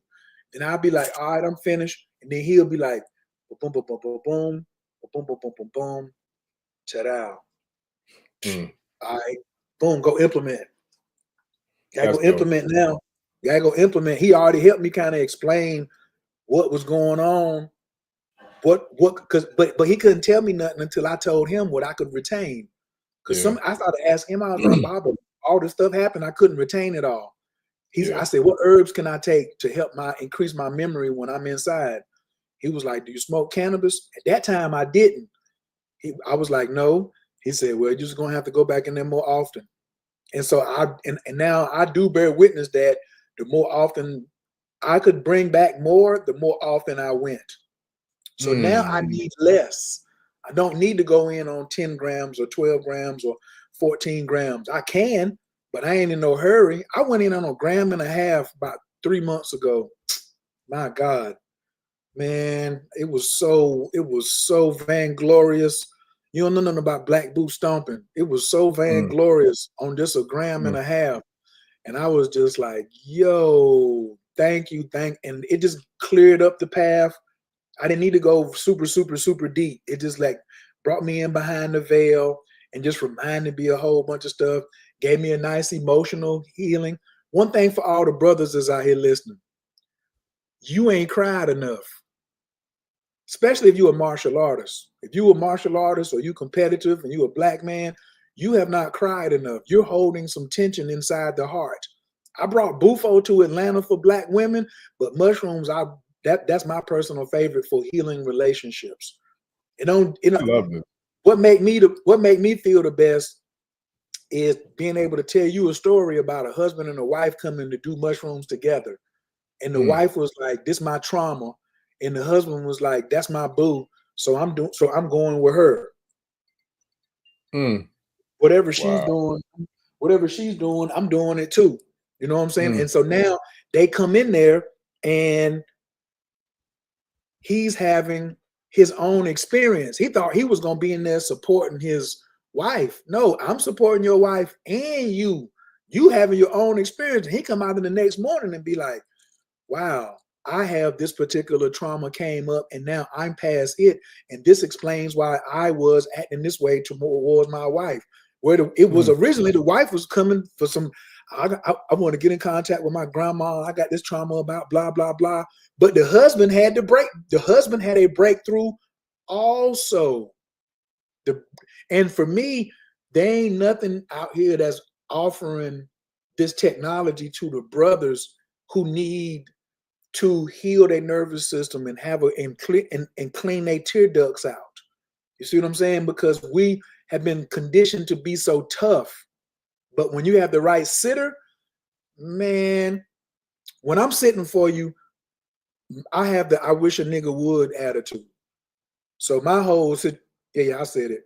So like when people come to my house or wherever I sit for them, nothing else is going on in the vicinity. I'm talking about on the property. Nothing is moving. Nobody move. Nobody get hurt. Period.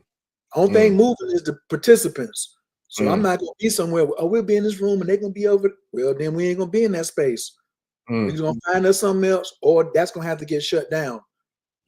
And we're gonna pull in the right people. I'm bringing all my whole squad. I'm bringing in my whole squad for the perimeter so you can have this particular experience. So go ahead and cry. Ain't nobody gonna do nothing. It's dark in here anyway. It's already pitch. I got the room pitch black, and the other person, they don't even care that you crying because they doing their thing. They somewhere else, and they part of the solar system. You know what I'm saying? So that's going this way. Then what happens when you start laughing? Laughing is a healing medicine. Man, I done seen some women getting there who didn't even know each other, be in that joker laughing by a good 3 hours, tire themselves out from laughing and giggling, and you know what I'm saying, like camaraderie and all that. And all I do is just wait in the morning for the breakfast, because I'm coming through with the French toast. I'm coming through with the fruit pet, the fruit. So you need dark fruit because mushrooms take up melanin. When you eat mushrooms still take something. So you don't. So what do you recommend? Like blackberries, blueberries? Like what would you recommend for the dark fruits? Well, I'm going to do enzymes first before I even get to the dark fruit. So pineapples, mangoes, cantaloupe, watermelon. Them 4s off the gate. Then I'm putting me some blackberries in there, some blueberries in there. But I need to get them enzymes in there and restore the body the next day of the enzymes that you just used up. I'm gonna keep you hydrated, but the pineapples and all that's gonna hit me with the enzymes. Then I got anything that's dark that you like. That's on you. What do you like? It's dark. Just bring it in there because dark is melanin. So you just put that on top of that with the enzymes. I like salmon croquettes. You know what I'm saying? Most of the people, but if somebody was a vegetarian, they just wouldn't eat the salmon croquettes. I'd have something else for them. And then we'd have like some turkey bacon or whatever the whole situation is. Because when you come out, remember now you've been fasting for 7 hours. Then you went on another 9-hour ceremony. When you wake up in the morning, when the sun come up, you can be ready to eat a whole head or something. That's what I do is make sure the facilitation, and these are just skills that I really incorporated when I used to sell dope, because I used to have a cookout at my house, and you bring a case, this joker bring a case, somebody bring an ounce, this other person bring the blunts, somebody bring the plate, somebody bring some hamburgers, and then we just put it together. So this one is just a little more sacred. You know what I'm saying? This one is a little more ancestral, healing directed. You know what I mean? So yeah, that's how we do that. Yeah, no, that's dope, bro. And so, man, this is dope. I definitely look forward to doing this. As however often as our schedules can allow, bro. Medication. Before, so I know you got somebody to ask about if you're on any type of over-the-counter medication, because when you get to the form, you're gonna fill out the form, and it's gonna ask you what over-the-counter medication are you taking. We want to wean you off for 30 days before you go into ceremony. We want to wean you off before you go into a high dose ceremony. How will we do that? You start with microdose and lower dose and start weaning yourself off of it. You're taking some every day, go back to every other day, go back to every 2 days, then go to every 3 days. Then you at once a week maybe. But you are substituting that with the microdose and letting the neuro channels be repaired and your body getting acclimated to this new thing that's entering, because the body is designed to fight things that are foreign. So when you take it in smaller doses and then you are weaning off of the unnatural, then you won't have this collision.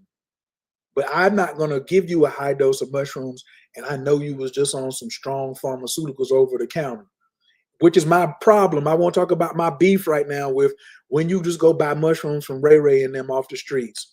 The dude who got the weed is not the mushroom man. He got some mushrooms because he want to make some money, but he don't got the same intentions as me. He can't answer the questions about mushrooms. He's just going to say, oh, this is a strong mushroom. What that mean? What that mean is strong. So what? That ain't all I want. This is not weed. Somebody please write this down. Mushrooms ain't weed. Mushrooms ain't weed. Mushrooms ain't weed. I ain't down in weed, but it don't compare it. That you can just treat it the same. It doesn't act like that. You know what I'm saying? Yeah. The brother said he suggests the Vivek trip reports on YouTube. Very detailed experiences from people's trips, good and bad. There's no such thing as a bad trip. There's only a bad facilitator. because we're not gonna blame the mushrooms. And that's why I tell people my playlist that's on that site is melanin oriented.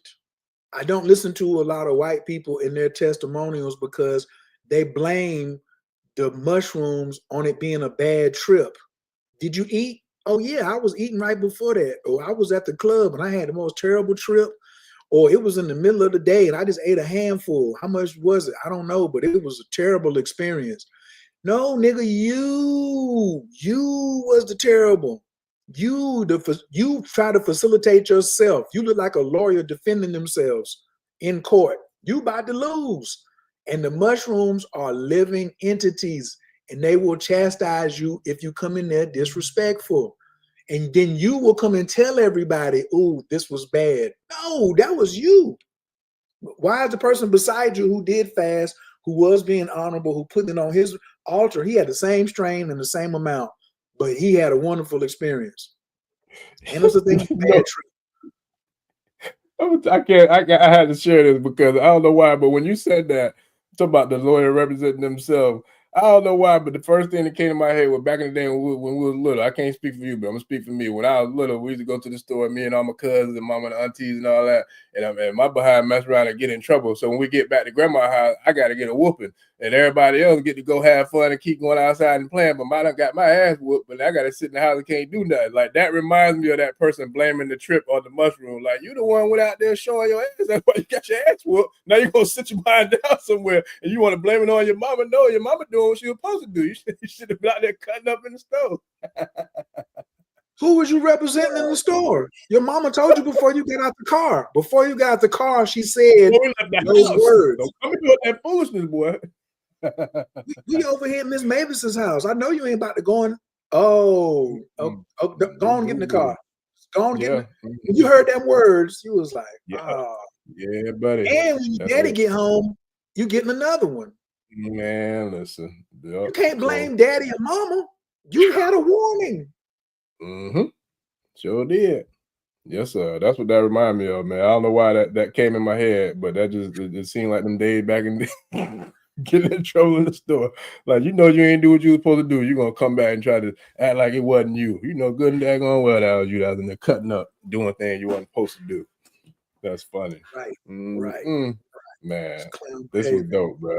This was dope. I tell you what, man, because oh man, we gotta let me see. Do we got any more? I got like one or two more, I think, questions that I'll bring, and then I know you got to get out of here too. But short answers on this one. Let me see, can I do short answers on these next two? Okay, right here. Fine. Okay, here goes one of them.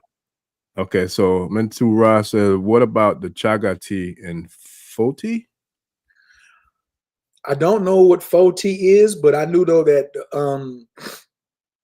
that chaga tea, I like that because you can boil one piece over and over. And I would advise you to get it from like Alaska or Canada.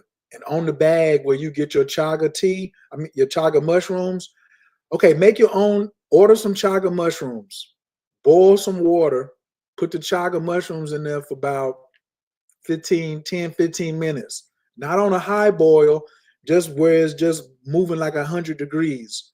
Then turn it down, let it settle. Then ta-da, come with that chaga tea. That one mushroom, you might get about 10, 15 pots out of that because chaga is very, very strong. So Alaska, Canada, chaga mushrooms from cold environments, from Russia, Siberia, stuff like that. Chaga tea, we all should be drinking that. Like, I thank you for reminding me. I ain't had no chaga tea since I've been back from Bali. But I'm about to go on Amazon, or I'm about to go to Etsy. Really got all the mushrooms.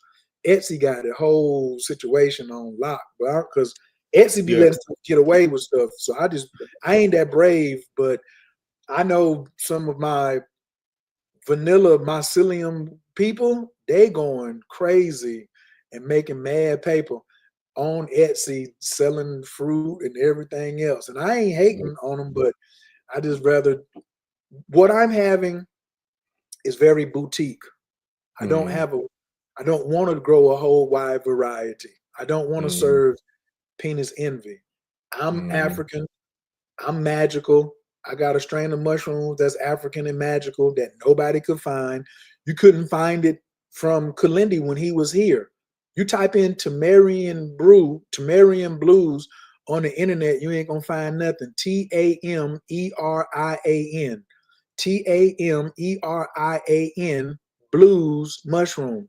You will find nothing. Go to Perplexity, go to AI. They can't tell you. So we at a point in history right now where the mushrooms is running the show too. The mushrooms is the one that's guiding my steps. Shawuchi? If you're talking about some Shawuchi, I do know about some Shawuchi. Just take a little shot of that Shawuchi. You know what I'm saying? If that's what you're into. That's what they said. They're like, it's also called, 4T is also called Shawuchi. So yeah, I think that's what that was. I think that's now if it's Shawuchi that I used to drink, that's a Chinese elixir that's good for the blood. So yeah, I'm down with the Shawuchi. Now I want to order some Shawuchi around here for sure. And the chaga tea though, I'm definitely about to get some chaga tea from Etsy. Yeah, it's funny because Etsy, look, that's my go-to spot for my items I need for my rituals, for like my spiritual work, man. Like I used to go to boutique shops, but it's like they always out of everything I need. I messed around one day, I guess, look, the spirit led me to Etsy. I've been like, that's the plug ever since. That's where I order all my materials at now, for the most part. Okay. So we got two more quick ones. One was shout out to Ogun Shola Humble Heart said, can you name the book one more time? I think she's talking about, was it Psychedelic Gospels? She probably talking about Psychedelic Gospels, I'm assuming. Psychedelic Gospels. Okay, if it's not Psychedelic Gospels, Ogun Shola, share if you can give me like another clue. She said the book by that's it. The book by the Caucasian couple. That's them. Now, okay. I also want y'all to get the God Molecule. God Molecule, okay. Putting that on the I'm putting that on the reading list too. The God Molecule. That's that Bufo. Type in Mike Tyson Bufo or Mike Tyson hotboxing Dr. Jerry. Dr. Jerry, Mike Tyson. That's enough. Gerry. Dr. Jerry, Mike Tyson. Hit enter. Watch that 23-minute video. You'll see what's happening. And get the book God Molecule. There's another book called Spirit Molecule. That's NN-DMT. God Molecule is 5-MeO-DMT. NN-DMT is like the mayor of Los Angeles. 5-MeO-DMT is like the emperor of the world, Craig. Right. So when people hear DMT, there's DMT in your body. You were born with DMT. That means everybody's dirty because everybody got DMT in their mind, but it's not secreting and coming from the mind like that because we in such a messed up space. So Spirit Molecule is a cool book, but I'm recommending God Molecule. Yes. And man, like you said, this could go along. I told you, listen. I told you, I said, man, look, be careful what you're saying now, boy, because look, we ain't called a tribe for no reason now. Look. Look, it ain't just me. I see that. Look, I said, be careful, boy. You can't tell them I say tribe members that, boy, because they'll turn up on you. Hey, ass here till midnight. Look, you'll be joining the 9:30 call. We're gonna make that a panel discussion, boy, because we're talking about Kemet. So look, it's all tied together, man. And it's so dope because I was just talking about Mike Tyson the other day, man. So it's all divine, bro. It really is. It's all divine, man. For real. Yeah, man. I really appreciate you having me on the show, brother, and giving me an opportunity to represent the ancestors and the masters that came before me. So I ain't. If it's something y'all disagree with or you don't like, then that's on me. But if there's anything that I said that I could help you, then that's on my ancestors and the gods that I serve. So I ain't really about, you know what I'm saying? Like, I'm just wanting to be a channel so you can see that one day I'm gonna be wanting this from you. I'm gonna be wanting you to channel for your people, to your people when I ain't around. You see what I'm saying? Because once you start going back listening to them Kalindi interviews, I was getting set up. I was getting set up because I heard it in the first one, like, and that's why I love it though, because like I said, it's so divine. Because I was talking about Mike. I think that shout out to Arisha Stone. I think that was the live we did last Friday, and I was talking about Mike Tyson and how fascinated I was with him as a child, watching him knock people's faces off in the ring, but how powerful and how destructive it was, but also how beautiful and how calculated it was. It was like ballet in the ring, the way he would dance, you know what I'm saying? And then just knock your whole neck loose, you know what I'm saying? But it was like beautiful, it was like beautiful destruction. And so the way my mind works, because my mind is different, but I don't know what's gonna happen when I start my journey. But the way my mind works, I saw the beauty in both elements. But I always thought about, okay, well, for him to be that powerful, that destructive, almost like a tornado, how in the hell was he able to still be so graceful, so fast, and so precise with it? And then that's where it goes back to the teacher. And so once I saw Customato and I saw his ability to teach and his genius in being a teacher and how he could challenge Mike. He challenged Mike. He would punk Mike, like make Mike mad in order to get him to accelerate and push him past what his self-perceived limits were. And then that's when it all made sense to me as to what I saw in that ring. So it was like a beautiful orchestra, man, that was put together. And so I saw that between you and Kalindi in the very beginning, even if, and I don't know, you could correct me, but at that point, just from where I'm at in the journey from what you shared with me, I don't know if that point Kalindi saw you as being a student of his at that point yet or not, but I know you damn sure saw him as your teacher, and I'm clearly you sitting here right now, you know what I'm saying, today as a product of that. So the people I've been sharing about this show, man, I was like, yo, this dude, he got a top-notch, pedigree, man, because he came from one of the masters. So I'm like, that's why I never do anything without having knowledge of it, because I'm just not one of them people that's just gonna go out there doing anything, you know what I'm saying, from anybody. But I like to take the time to research and study and see what's going on. Kind of like with this interview, I want to make sure that I took the time to learn as much as I could before getting on the interview, because that way I know I can go down roads or flight paths that, you know what I'm saying, I wouldn't be able to travel down if I didn't have the time to do the research, and see what I'm working with. So it's like, that's where the beauty of research and studying come from, man. All facts. And then that's just the prep. That's the pre-integration. Also, please post the Condor 7-day integration workbook before I leave. I want to say something about that. Integration is no longer an option. I said, it's like is it on your website? No. It's at the top of the Sorcerer's Brews and the Keys. It's at the very top. At the very top. All right, I'll go find it. I knew I had it somewhere. I'm gonna go find it. Go ahead and holler at the people. I'm gonna run off camera and go find that real quick. Okay, so integration. When you have sex, there's 3 parts: foreplay, the actual do, and then the cuddling. Integration is the foreplay and the cuddling. The ceremony or the microdosing or the heavy dosing is the doing the do. You need to have integration before and you need to have integration afterwards. Don't just jump in and take it and, just throwing it down. So even if it's a microdose and you don't feel anything, you still need to have your journey documented. They didn't have this 25 years ago. Man, you making a point. Man, listen, they didn't have this. Kalindi didn't teach this type of integration. There was no Condor approach. When Condor approach came around, just Google the Condor approach. The Condor approach. That came after Kalindi because of Kalindi. Dr. Jerry didn't have a post-integration for Bufo. We are at a precipice right now in history that we ain't been in before. This is new territory. Kalindi didn't know how it was going to turn out. That's how I can say, don't come over here talking about this is scary. You think I don't know that? He didn't know where it was going. And then he left me. That's how I feel. When he passed away, some people say, oh, he translated even over to an ancestor. No, that's great. I was on the phone with him that morning at 11:30. 4 hours later, he was gone. You left me. We had plans that we ain't even activated yet. You gone. I was upset. But now, I got to get out my feelings and get back in the field and do the work. You see what I'm saying?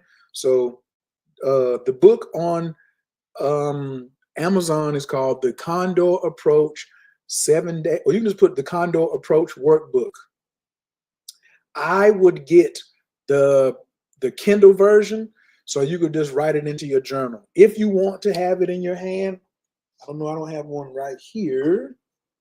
Do I? I normally have them all around the house or something. Well, that link, it might not show up, but that is your Amazon link though. So family, if y'all click that link, it'll bring you directly to Amazon to the workbook. I got mine, get yours, because it'll definitely help you to take all this insight and knowledge that we're picking up on today.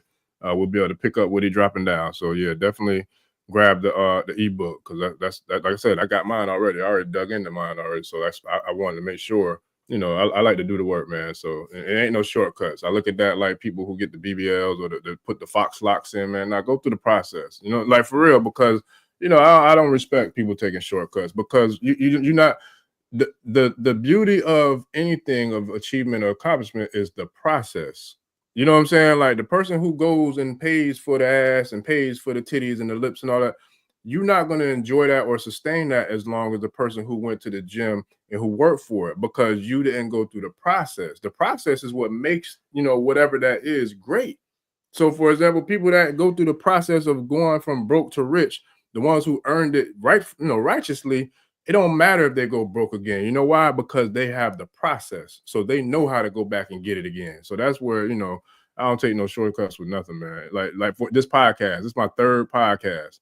I done had 2 podcasts that I wasn't successful at, you know what I'm saying? But it took that third one for me to figure it all out from the lessons I learned from the first 2 to be able to get this one to be, to flourish into what it is, not to mention the guidance and the blessings of the ancestors. But the process is something I wouldn't trade for nothing, you know what I'm saying, for nobody in the world. What did Kalindi say? You ain't doing what the ancestors was doing because you ain't doing what the ancestors was doing. That part. Yes, sir. You ain't doing what the ancestors is doing. So how could you want to get the results they got? People be asking me, talking about, so can I take mushrooms and put it in a smoothie? Is everybody looking at my facial expression? Did your ancestors put it in a smoothie? Did they have a smoothie machine? Did they have a ninja machine in ancient Kemet? Did they look at the mushroom and be so afraid of it that it must taste good to them? Were your ancestors whining, I don't like how it tastes? That part. Yes, sir. Now I put the link in the shout out to Sherry Blossom. I put the link in the website for you too. It's the Cosmic THECOZMIC Jedi JEDI, and it's in the comments in the chats as well, family. So and tribe, if you need if you are ready to get started on your microdose journey, we can make that happen. So contact me and I will send you the order form. So there is no website for you to go over there and find it over there, because the brother already was, and I was like, bruh, this in-house. You contact me, I'll let you look at the order form, and the brother will co-sign that the order form is very thorough. You will definitely not go wrong on your selection process for your needs. If you're studying Tantra and you're a woman, I got something on there for you. If you're a man studying masculinity or Tantra, I got something on there for you. If you already been doing mushrooms and you are in you want to go into have deep vision, I got something for you. Oh, thoughts on Blue Lotus tea. Who is this Mintu Ra? Somebody else. I don't know, but that's the last question, because whoever that is, they slid that one in. I said 2 more, but look, I'm gonna let that one go there. Yeah, it's all good. That's one of your people though, because I see the link. So they came from your link. So that's one of your tribes. Only reason I'm asking that is because they are trying to be psychic too. So, all right, listen.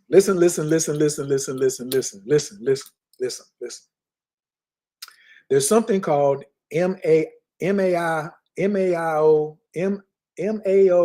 inhibitors, right? And your liver is filtering everything that you take into your body. But when you take the psilocybin, you don't want the liver to filter that.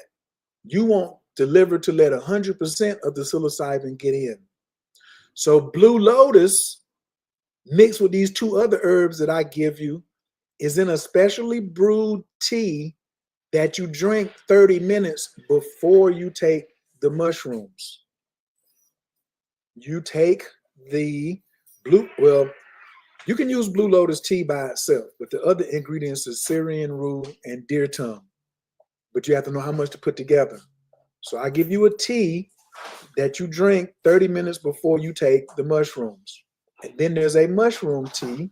So like if you do a 0.5 gram or 1 gram or 1.5 gram, that's like a small dose, but I still give you a tea that has Blue Lotus. What are my thoughts on Blue Lotus is it helps you relax. The name of my business is Relaxation is the Tea. Everything I'm telling you is under the umbrella of relaxing. Any tool I can find, like Jackie Chan doing Drunken Monkey, that I can win with to get you to relax, I'm going to use it. Mushrooms will get you to relax. Your proper Qigongs and breathing will get you to relax. But Blue Lotus gets to the point. But when you put Blue Lotus with Syrian rue with deer tongue, then you come with the psilocybin behind it. Go on out there. Go on out there. Stop. Oh, you was worrying about the shallow? Go on out there. I got something for you. Drink this and then wait 30 minutes and then drink this and then go on out there. Well, I'll see you. I'll be here when you get back. Go ahead. Yeah. Go on out there.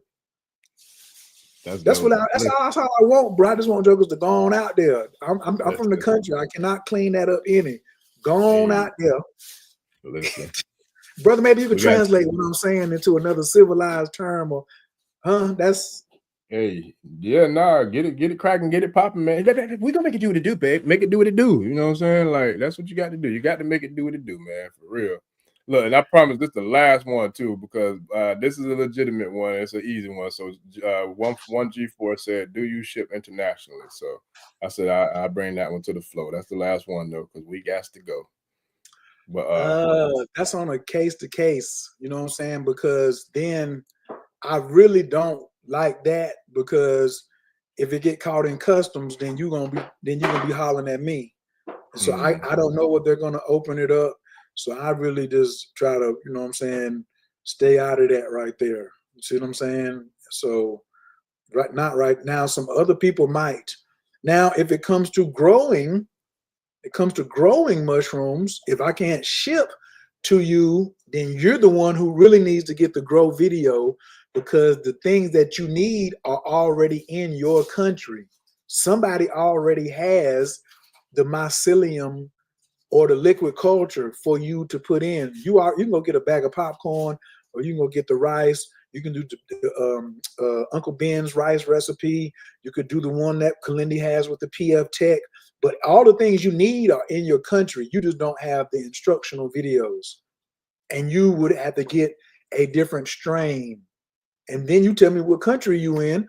You know what I'm saying? Now, if it's a spore print, but if you're just getting started, like Kalindi doesn't show you how to take it from a spore print. Spore print is a little more advanced. But once you learn this basic principle and understand how mushrooms grow, because really how mushrooms grow is how we should be growing collectively when we're doing business with one another.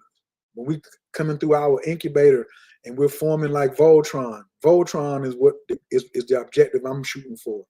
So maybe I could come to your country. Are you in Canada? Come to Detroit.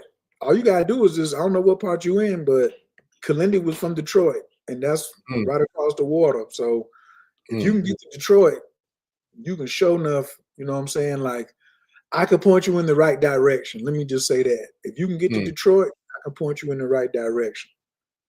I sure. Because it's one of my same things from the street is safety first, and then rule number 3 is safety first. That's no, I feel you. That's real.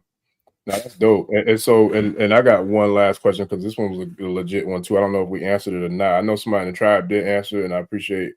I forgot the name who answered it, but I did have one more. I think it was Nkosi who asked the question: does your sitter have to be someone who's experienced or not? And that's the last one. I know, we went for a minute, but does the sitter have to have experience or not? I got a whole document I already did on that. I'm about to send you that right now so you can share it with the tribe. That joker, if you stay out of my telephone, if I could have been gone, but he all in my telephone, everybody. Y'all see he digging in he digging in my crate over here like a they DJ. know how I do, boy. Look, they know how I do, boy. I'm gonna dive in and get all the way to the nitty gritty, boy. Hey, we like the goodie mob around here, boy. We're going for the green out here. like a whole DJ. Okay, so the answer to the question. Damn, can I share my screen? Because then I can just. I'd love to be able. Let me see. Go ahead and give it a shot, man. I don't see why you wouldn't. Okay. I use StreamYard specifically just to stream. I use Zoom for like all my actual meetings and presentations. If they let me, let me remove myself. If I remove myself, let me see if you can do it. No. Hold on. We about to see right now. Okay. Sit down. Okay, what do y'all see on the screen? Oh, let me add it. I gotta add it. But I saw it come up, so I can add it now. Hold on 1 second. Okay, boom. Is that it? What do you see on the screen?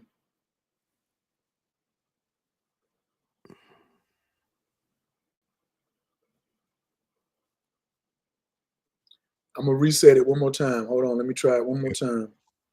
Okay. I want to go straight to the tab. This should be it right here. Okay, can you see something now? All right, let me share it again. All right. How's that? Do you see it? Ask the tribe. I see it. Do y'all see it, tribe? Anybody in there? Y'all see the do you see where it says set and setting? All these instructions are nighttime indoor ceremonies, not daytime. You see that? Yep. I saw that. Yeah, they see it. Yeah, they see it. Yep. See the guidelines. You can right here. The sitter's job is to keep you undisturbed at all costs. Keep people away from you and keep your phone and car keys away from you.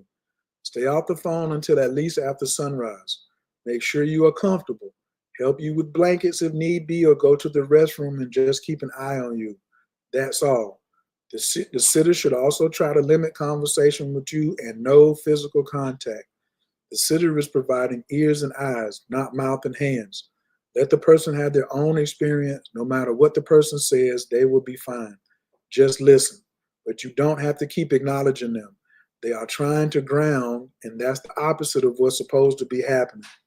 The fruit of the gods is not at all about grounding. If they want to be held, give them another blanket or two, putting that in red. You know what I'm saying? Set and setting is all they need. So guide them back to the bed or their comfortable space. If they end up on the floor, that's cool, but don't hold them or cuddle with them or none of that if they ask. And nobody call the cops under no circumstances. LOL. They're probably hungry in the morning. So the person that's sitting for you has to be able to read at a 6th grade level, because that's what this is. Do I recommend it being someone who already has done mushrooms before? 100%. But if you can't get that, you need to have someone there that you trust. Do you trust this person? So I've had like an older lady, she was in DC. She couldn't get me to there, but she had a 21-year-old daughter who had never done mushrooms, but she could read at a 6th grade level. And then she had my number. We had a little conversation before that night, and she was prepared. So that's just for the sitter, not the integrator. You're really not a facilitator all the way because you don't know, but you're going to get an education though. Just sitting there observing for those 6 hours, you are definitely going to get an education about mushrooms and a person's experience that you will not find on YouTube. And if they follow all the instructions in that document that I just gave you, that I wrote in 2020, you'll be all right. You'll be all right. You'll be all right. You'll be all right. That's what's up. Yeah, that's dope. Well, hey, listen, I'm gonna just put this out there. I'm gonna definitely run them down again, man. And so we ain't gonna be able to get all of them in today, but we're gonna get them back in this thing, you know what I'm saying, and do divine time when these schedules align. We're gonna definitely get them back and make this thing happen again, because this was dope. I already knew it would be, but Man, oh man, boy, we're getting it in. Yes, sir. So with that, man, this was it was phenomenal, brother. I appreciate you too for taking the time, man, to chop it up. And yeah, we here now. So you want to leave the tribe with anything, you know, on the way out before we get you back in the booth? Hey man, One Step at a Time Studios. When you are on this journey of discovering yourself and moving toward applied knowledge of self, you must have applied knowledge of self before you get to self-mastery. You must know who you are before you're talking about you a master of who you are. Mushrooms is the tool that helps guide that. There are no bad trips, just bad setting, bad strategies. That's all. The mushrooms aren't bad. So take your time and listen to the mushrooms. Listen to the mushrooms. Sit with the mushrooms in meditation. Sit with them in your lap. Hold them against your dantian. Breathe with them. Talk to your mushrooms before you put them in your mouth. Even if you're taking just a little 0.3 capsule to put in your mouth, talk to it first. Pray over it like you was back in church. Take that old habit. Put some Reiki on it. You know what I'm saying? Draw your sigils on it before you put it in your mouth.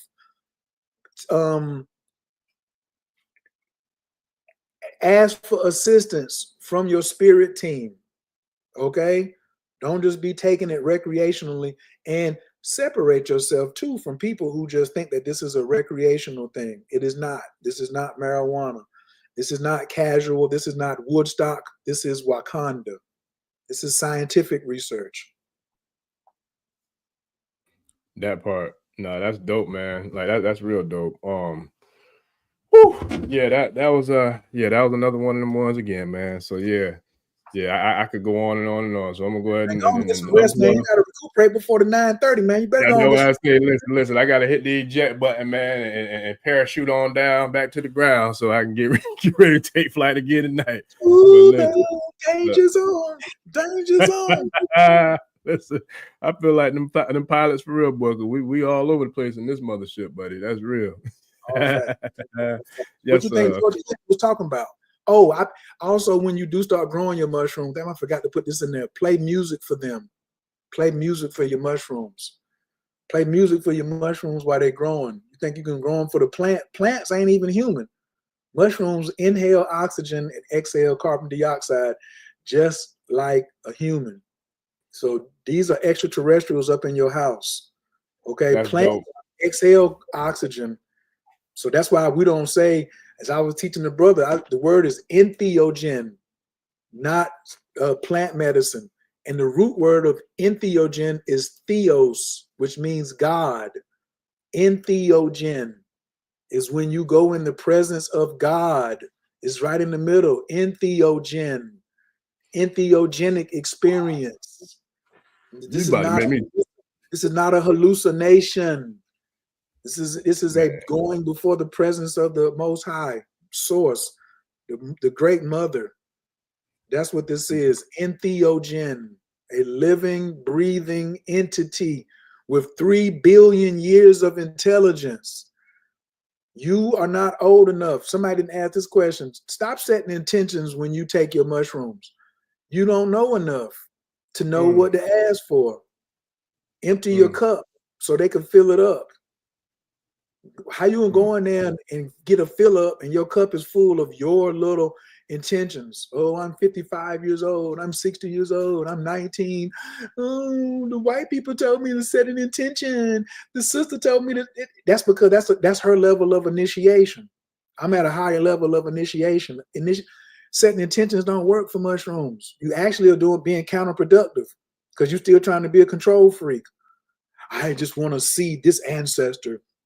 I just want to have this experience. Go smoke some weed then. Go drink a lot of water. Go do a fruit fast. You can tell that and control that. This ain't something you walk in there and start imposing your will upon that. You, brother, stop asking for women to surrender to you if you can't surrender to the mushrooms. You having a problem with her following your instructions? One, you a weak leader. You want some good leadership skills? Go over there to the mushrooms. Ladies, you having a problem falling and thinking you don't need no man, you some kind of alpha or something like that, and you having a problem surrendering, go take some mushrooms. Just that simple. It's going to be all organic. But that's what you must do. You must empty your cup if you want to take something out of it. Period. Yes, now that's dope. Listen, and I promise this is the last thing, but damn it, you brought this one up. You said theo, root word for entheogen. Now, and I promise this is the last thing. Theos is the Greek word for God. Theos is the Greek word for God. Now, I was just talking about a place, and I'm pretty sure with you being a student of doc, you probably heard of this place. But does that have, and I promise the last question, but does that have any correlation to the mountain or the quantum, what they call it, quantum crystal city that they call Mount Telios or Mount Telios? Is it Mount Telios or Telios? You ever heard Mount Telios? No, but you know my fingers can do the walking. Listen, so that's okay. That's another conversation because we already gotta go because we start down that road. Yeah, we ain't gonna get off this highway. But anyway, that's deep though. That's deep. That's deep. That, I think we could probably pick up like going into these. And it's an inner Earth a place where they say that is a mountain, a quantum mountain of the Lemurians. That's supposed to be you could get to by I want to say Mount Shasta. So kind of like how they just found that all those new structures underneath the Sphinx. There's supposed to be So we can get into that on another one though for sure. Because like I said, we went in and went hard, man. We went real hard. I'm not hip to the Mount Thelios yet because I don't got the proper spelling, but okay. Well, yeah, and I'll see if I can get something to bring it for the next one. But we hit more than enough. I can tell you that. Look, she's Ogun Shola said, "Don't say last question no more on no live. Don't say." I know that's right. Yeah, I ain't gonna say it no more. You right because people look, they gonna keep coming. So you right about that. That's real. I'm gonna stop doing that. But man, nah, it was dope though, bro. I can't wait to do it again. Oh yeah, yeah. Oh, Telos. Telos Am I pronouncing it wrong? I might have been pronouncing it wrong. Yeah, Telos subterranean city beneath Mount Shasta. Telos. Okay, there we go. Mount Telios. Yeah, Telos. Yeah. Telos. I said Telios. Okay. That's why when you said that was the root word, that immediately drew my mind because I was talking about Mount Shasta, but I don't think I've spoke about Mount Telios. But we've been going there, and we got some stuff coming with Agartha, Shambhala, all the inner earth and all that good stuff, man. So we definitely doing the work, and we got some good things coming for the tribe for sure. There's a book everybody should get called Secrets from Mount Shasta, since you want to be all. So that's my last one right there. That's for the Adept Chamber. Secrets from Mount Shasta. I'm gonna just leave it at that right there. We don't get no preview or nothing. That's all I'm gonna say. Yeah, I got you. Look, because I'm a nerd, boy. I be done bought that book and a couple more related to it by the time we get back in here. Yeah. Well, the Mount Shasta in the book they're gonna talk about the meeting place for the Order of Melchizedek. So I'm gonna just go out. I'm gonna go on and relax. So I'm just going and relax. Just going and relax because everybody might not know where I'm going. So that's okay. Well, I do. Cause look, my last Reiki session, I was there with him straight up, and yeah, like for real too. Like, and it was dope because in hindsight, now that I look at it, when I came out of it, it was such a powerful experience. I was like, still kind of, I guess part of me was still kind of lingering in, coming back down to earth. But now that I think about it, yeah. One of the ladies, the lady who taught Malachi York how to channel wrote that book, Erlene Cheney. That was one of Doc's teachers, Erlene Cheney. You talking about Secrets of Mount Shasta? Yeah, just something light, just something light. That's all. Yeah. He already told you he had been in Astara. He said he was in Astara and the Rosicrucians and Freemason. Jokers don't never go look and see what Astara is. Yes, sir. Secrets of Mount Shasta. $8.36. Same, little less than an old dime bag of reefer. Man, listen. Yes, sir. Yeah, and if you don't like it, if they don't like it, I'll buy it off of you. So if they get it and read it and don't like it, there's two people on the screen right now who will get your money right back to you. We'll snatch it right up off. Don't send it back to Amazon. We got you. Look, I'm gonna have mine by the time I jump on that next one. I'll already have that one. I don't play about them books. Look, I like to pull them at that. When we started talking about Pac, I went and got my doggone copy of the Rose that grew from concrete, just because. Like we don't talk about it, we be about it out here, man. But boy, and Cozy said reefer. Look, we finna get up off of here, man, because we're gonna be in here reefering these rolling up these doggone words and gems and jewels all night, man. But nah, this was dope, bro. We're gonna have to definitely do it again, man. So next time we might. Let me see. Yeah, next time we may get into talking about some chi. A brief story of QI, a brief history of QI. Yes, sir. That's what's up. Chi. It's pronounced Chi. I got you. CHI. Just like the box. Right. Yes. That's dope. All right, man. Yeah. All right, family. We appreciate y'all. Yes, sir. I appreciate you, bro. I'll definitely be reaching out, man. We're gonna have to do it again. I saw that last question. He tried to sneak on there. Yes, it is one of Earth's vortexes. Yes, it is. Listen, that's why I said we gotta go because they're gonna keep them coming. I really would, just as a last note, I really look forward to doing some mushrooms with some melanated folks in Mount Shasta. So if you are open, if somebody in the tribe is open to organizing that, it's at least 3 or 4 people, we can make that happen. I'm gonna just put that. Bro, look, you grab your tribe, I grab mine, and look, you know what I'm saying? And look, I got a couple of other, dope guests that come on that got communities and tribes too, man. Look, we can make it do what it do and make a whole star seed, you know what I'm saying? Like crystal children, indigo, you know what I mean? Like a whole, solar, solar, SOL, solar, retreat, man. Make it do what it do. That sounds like a dope plan to me, for sure. Yes, sir. That's what's up. Well, ladies and gentlemen. Yes, sir. Appreciate you, man. That's been another episode of the African Spirituality Experience. Don't forget to like, share, subscribe, and we'll see y'all again, man. 9:30 p.m. We'll be back to talk about the connections of Ifa and ancient Kemet, man. That's going to be another dope one, family. So I'll see y'all in about 2.5 hours, man. We're going to make it do what it do. Appreciate you, bro. I look forward to doing it again, man. It's been an honor and a pleasure, brother, for sure. All right, family. We out. Yes, sir. We'll see y'all in the next episode. We out. Peace. Odabo. Ẹni tó gbàgbé ilé ṣàpò ìyàgbọ́ tẹ́ntẹ́ ní takisa ní tàtàn ò bá padà sílé anítìjàkọ ẹja lọ pé eégún mo ṣe nígbẹ́rẹ́ ìpàkọ́ forsake not your ancestors and praise your.